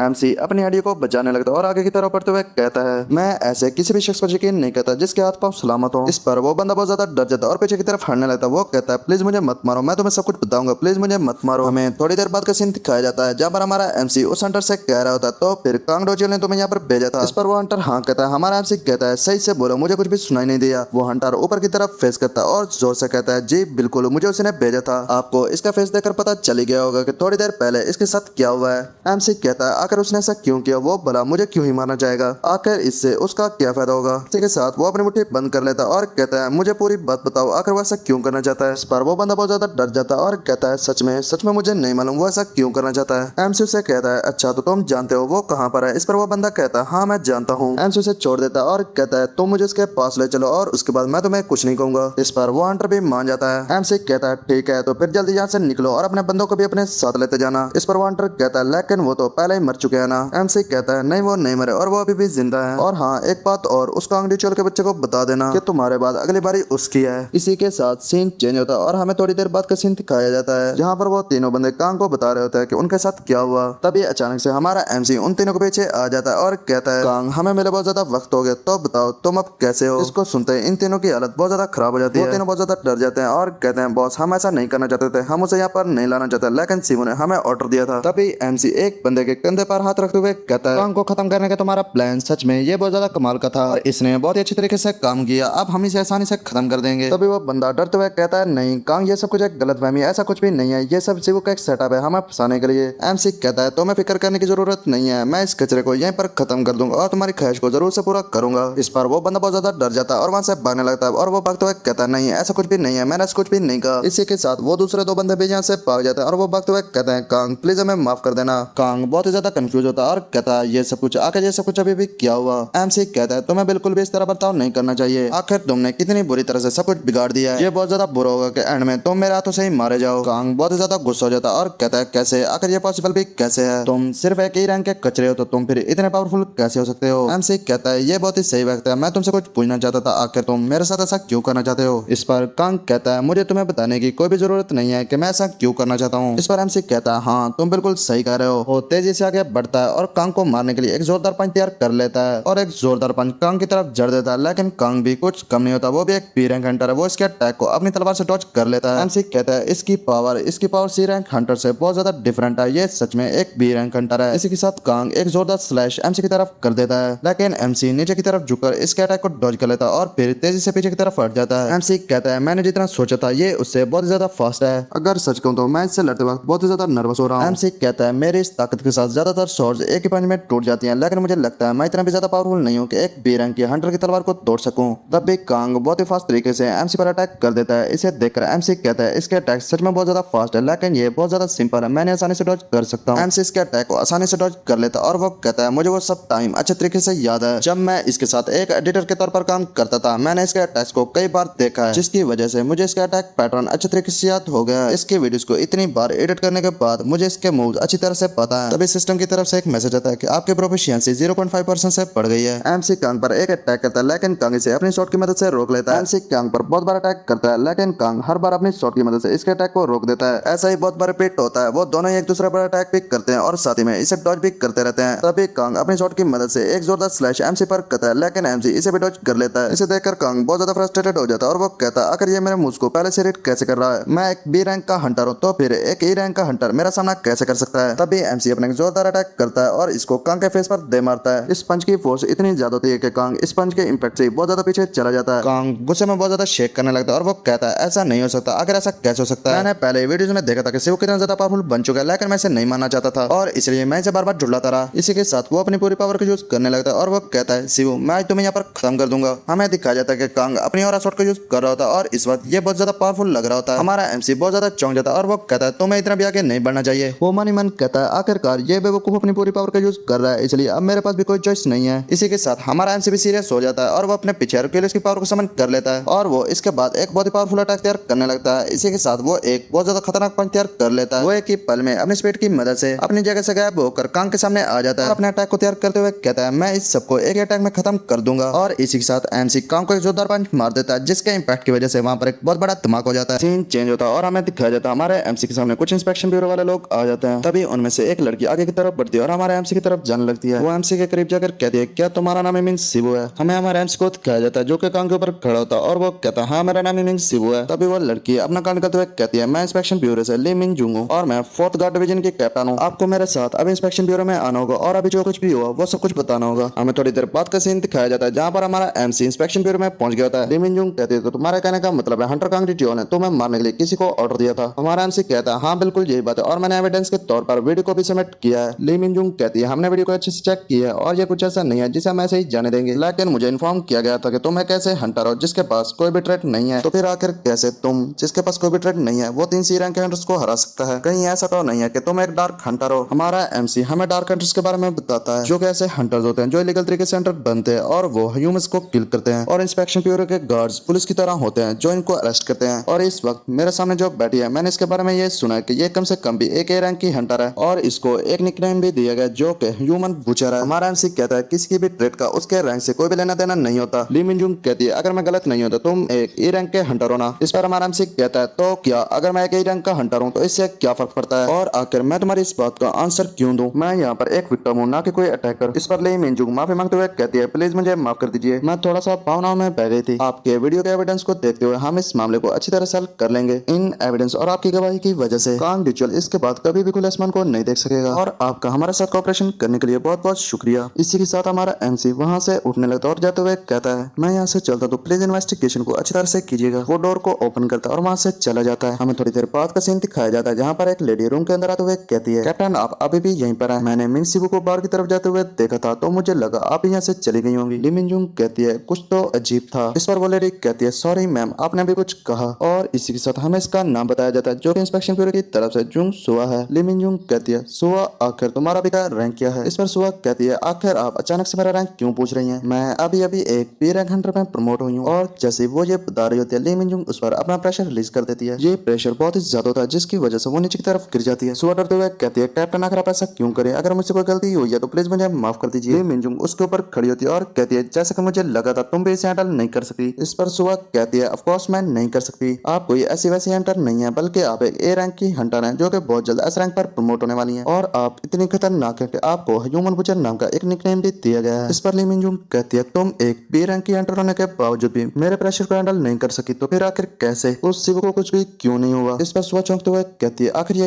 कैसे मुमकिन है वो तो जस्ट एक ए रैंक का हंटर है। ली मिंग जूंग वहां से जाते हुए कहती है कुछ तो गलत है। इस पर सुआ कहती है अगर ये सब कुछ सच है तो आपने उसे यहाँ से जाने क्यों दिया। एक ऐसा हंटर जो अपनी रैंक को छुपा रहा है ऐसा भी तो हो सकता है वो एक डार्क हंटर हो। ली मिंग जूंग कहती है नहीं ऐसा नहीं है क्योंकि मुझे उसमें से अभी भी एक ह्यूमन की स्मेल आ रही थी। इस पर सुआ बहुत ज्यादा कंफ्यूज हो जाती है और कहती है आखिर ये अभी भी क्या कह रही थी ह्यूमन की स्मेल आखिर इससे क्या मुराद है। हमें थोड़ी देर बाद का सीन दिखाया जाता है जहाँ पर हमारा एमसी चलते हुए जा रहा था और वो कहता है मैं इस बार लकी था ये सब कुछ इस तरह खत्म हुआ लेकिन कौन जानता है अगली बार क्या होगा जब ऐसा कुछ होगा। अभी के लिए मेरे लिए कांग रिचुअल भी बहुत ज्यादा मुश्किल था। मैं उसे सिर्फ इसलिए हरा सका क्योंकि मैं उसके अटैक पैटर्न को अच्छी तरह से जानता था, और अगर मेरी इंसाइड स्किल ना होती तब भी मैं मारा जाता। मेरे अभी के हालात को देखते हुए मुझे अपनी सुपर स्ट्रेंथ की प्रोफिशिएंसी को और भी बढ़ाना होगा, लेकिन मैं जितनी भी कोशिश कर लूं ये 1% पे आके रुक गई और इससे आगे बढ़ी नहीं रही। तभी उसे याद आता है कि उसने हरक्यूलिस के फ्री ट्रेनिंग सेशन को जीता था, और इसे देखकर वो बहुत ज्यादा शॉक हुआ था क्योंकि हरक्यूलिस ने कहा था वो अपने किसी एक ही सब्सक्राइबर को फ्री ट्रेनिंग सेशन देगा, और इसी के साथ वो हरक्यूलिस के सब्सक्राइबर को चेक करने लगता है और वो ये देखकर बहुत ज्यादा हैरान होता है। वहाँ पर सिर्फ एक ही सब्सक्राइबर होता है जो कि एमसी खुद होता है। ये देखकर एमसी कहता है क्योंकि मैं अकेला ही सब्सक्राइबर था इसलिए मैं ये आसानी से जीत गया, लेकिन क्या मुझे सच में इस पर खुश होना चाहिए। इसी के साथ सीन चेंज होता है और हमें थोड़ी देर बाद का सीन दिखाया जाता है जहाँ पर हरक्यूलिस एमसी से कह रहा होता है क्या सच में तुम एक ह्यूमन हो, लेकिन कैसे एक ह्यूमन मेरे चैनल को कैसे तलाश कर सकता है। इस पर हमारा एमसी कहता है तो क्या इसमें कोई प्रॉब्लम है। हरक्यूलिस कहता है वेल इसमें कोई भी प्रॉब्लम नहीं है, लेकिन इस केस में मैं तुम्हें पर्सनल ट्रेनिंग नहीं दे सकता। इस पर हमारा एमसी कहता है तो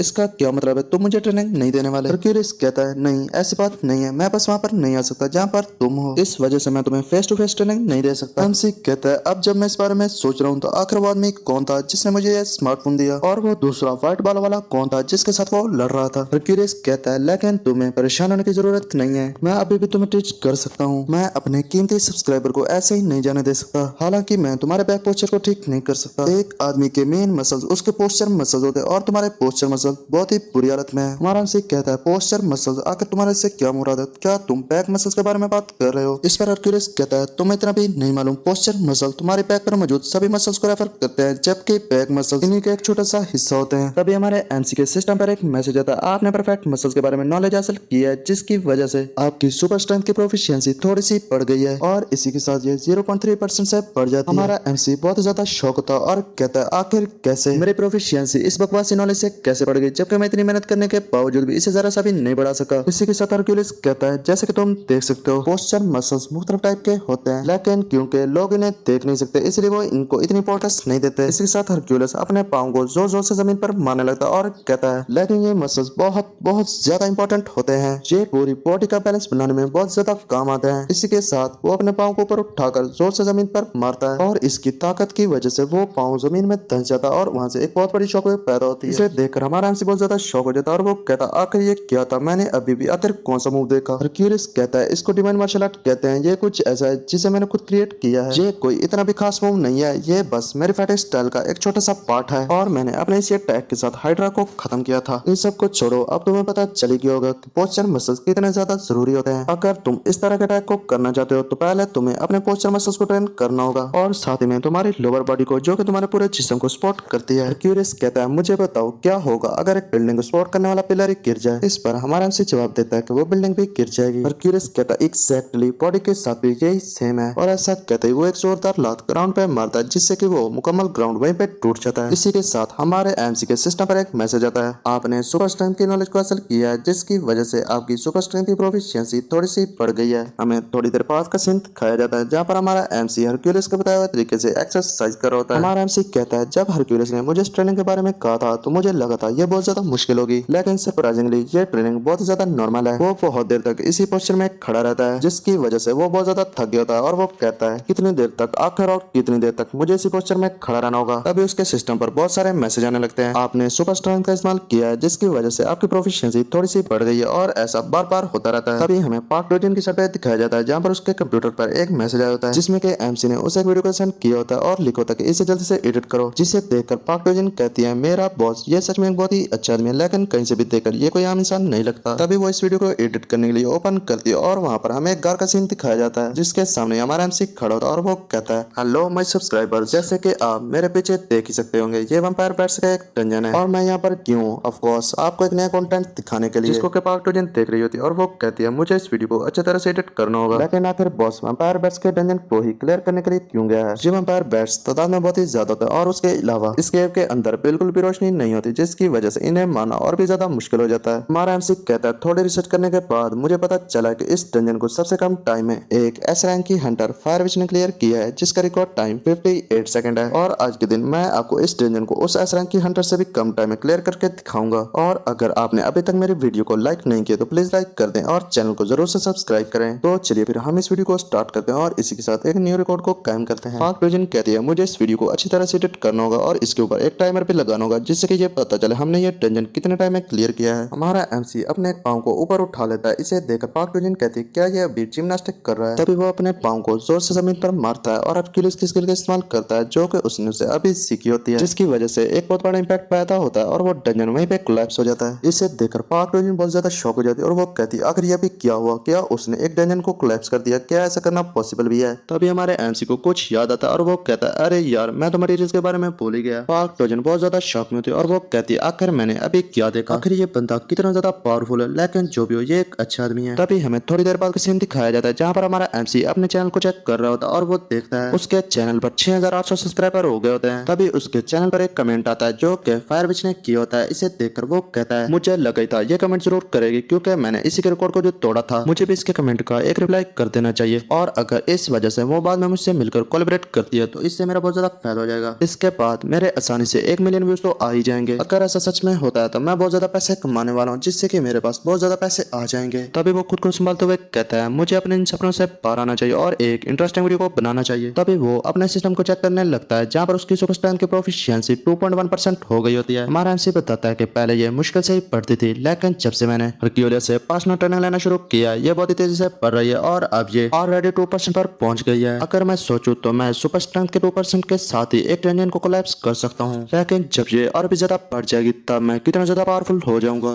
तभी सीन चेंज होता है और एमसी हरक्यूलियस के बारे में सोचने लगता है और वो कहता है उसकी जो पावर है वो उसको डिवाइन मार्शल आर्ट कहता है जिसके के सिर्फ एक ही अटैक से वो बड़े से बड़े मॉन्स्टर्स को भी खत्म कर देता है। मुझे उसे डिवाइन मार्शल आर्ट को सिखाने के लिए कहना चाहिए। तभी सीन चेंज होता है और हमें हमारे एमसी को दिखाया जाता है जो कि हरक्यूलियस को कह रहा होता है क्योंकि तुम मुझे पर्सनल ट्रेनिंग दे रहे हो तो क्या तुम मुझे डिवाइन मार्शल आर्ट भी सेम टाइम में सिखा दोगे। इस पर हरक्यूलियस उसे मना कर देता है और कहता है नहीं। एमसी कहता है क्यों नहीं, मैंने तुम्हारा वो सब्सक्राइबर वाला इवेंट भी जीता था। हरक्यूलियस मना करते हुए कहता है नहीं मतलब नहीं, मैं ये तुम्हें नहीं सिखा सकता। एमसी कहता है लेकिन क्यों नहीं। हरक्यूलियस कहता है क्योंकि ये उससे बहुत ज्यादा डिफरेंट है। इस पर एमसी कहता है वो कैसे। इस पर हरक्यूलियस कहता है पर्सनल ट्रेनिंग होती है और डिवाइन मार्शल आर्ट होती है। क्या तुम्हें ये दोनों सुनने में अलग नहीं लग रहा है? इनके नाम एक दूसरे से बिल्कुल ही अलग हैं और इसके अलावा ये तुम्हारे जैसे किसी दुबले पतले लड़के के लिए मसल्स बनाने जैसा नहीं है। डिवाइन मार्शल आर्ट एक फाइटिंग मेथड है जो कि मेरी सुपर स्ट्रेंथ के साथ ही किया जा सकता है। मेरी सुपर स्ट्रेंथ के बिना तुम ये मार्शल आर्ट कभी भी नहीं सीख सकते। इस पर हमारा एमसी कहता है लेकिन मैं तुम्हारी सुपर स्ट्रेंथ पहले से यूज कर सकता हूँ। इस पर हरक्यूलियस उस पर चिल्लाते हुए कहता है तुमने अभी भी क्या कहा कि तुम मेरी सुपर स्ट्रेंथ का यूज कर सकते हो। एमसी कहता है हाँ मैं कर सकता हूँ। हरक्यूलियस उस पर चिल्लाते हुए कहता है मैंने तुम्हें जो सिखाया वो बस एक रेगुलर ट्रेनिंग है ना कि कोई सुपर स्ट्रेंथ। एमसी कहता है हाँ मुझे मालूम है लेकिन मैंने तुम्हारी सुपर स्ट्रेंथ को सीख लिया है। हरक्यूलियस कहता है नहीं ऐसा हो ही नहीं सकता। एमसी कहता है अगर ऐसा है तो मैं अभी तुम्हें वो दिखा देता हूँ। ऐसा कहते ही एमसी सुपर स्ट्रेंथ का यूज करने के लिए जोर लगाने लगता है। तभी एमसी हरक्यूलियस की पावर को समन कर लेता है और हमें एमसी के पीछे हरक्यूलियस की पावर को दिखाया जाता है। बाद में वो स्किल को फिर से डीएक्टिवेट कर देता है। तभी हरक्यूलियस एमसी को आकर पकड़ लेता है और कहता है आखिर कैसे तुम मेरी पावर का इस्तेमाल कर सकते हो। एमसी कहता है मैंने बस तुम्हारे चैनल को सब्सक्राइब किया जिसकी वजह से मुझे ये पावर मिल गई। हरक्यूलियस कहता है आखिर तुम क्या कह रहे हो, तुमने बस मेरे चैनल को सब्सक्राइब किया जिसकी वजह से तुम्हें मेरी पावर्स मिल गई और क्या तुम ऐसा दूसरे गॉड्स के साथ भी कर सकते हो। इस पर एमसी कहता है हाँ मैंने बस यही किया और क्या ये नॉर्मल नहीं है। इस पर हरक्यूलियस कहता है आखिर तुम्हें ये कहां से नॉर्मल लग रहा है, तुमने बस एक चैनल को सब्सक्राइब किया जिसकी वजह से तुम्हें एक गॉड की पावर मिल गई और तुम इसे नॉर्मल कह रहे हो। तभी हरक्यूलियस कहता है एक मिनट, आखिर तुम्हें गॉड की एक्सेस कैसे मिला, तुम तो एक ह्यूमन हो जिसके पास बिल्कुल भी डिवाइनिटी नहीं होती। इस पर हमारा एमसी कहता है एक इंसान जिसके पास डिवाइनिटी नहीं होती लेकिन फिर भी मैं गॉड पर एक्सेस कर सकता हूं, ऐसा शायद इसलिए है। और इसी के साथ वो हरक्यूलियस को सब कुछ बताने लगता है कि कैसे वो दो गॉड्स की फाइट के बीच में फंस गया था और उसके बाद उसे ये मोबाइल मिला जिसकी वजह से वो गॉड पर एक्सेस कर सकता है। इन सभी बातों को सुनने के बाद हरक्यूलियस कहता है जिन दो गॉड्स के बारे में तुमने मुझे बताया शायद से वो गॉड ट्यूब यूजर्स होंगे। इस पर एमसी कहता है आखिर गॉड ट्यूब यूजर्स यहाँ पर कैसे आ सकते हैं, तुमने तो मुझे बताया था कि तुम खुद भी यहाँ पर नहीं आ सकते।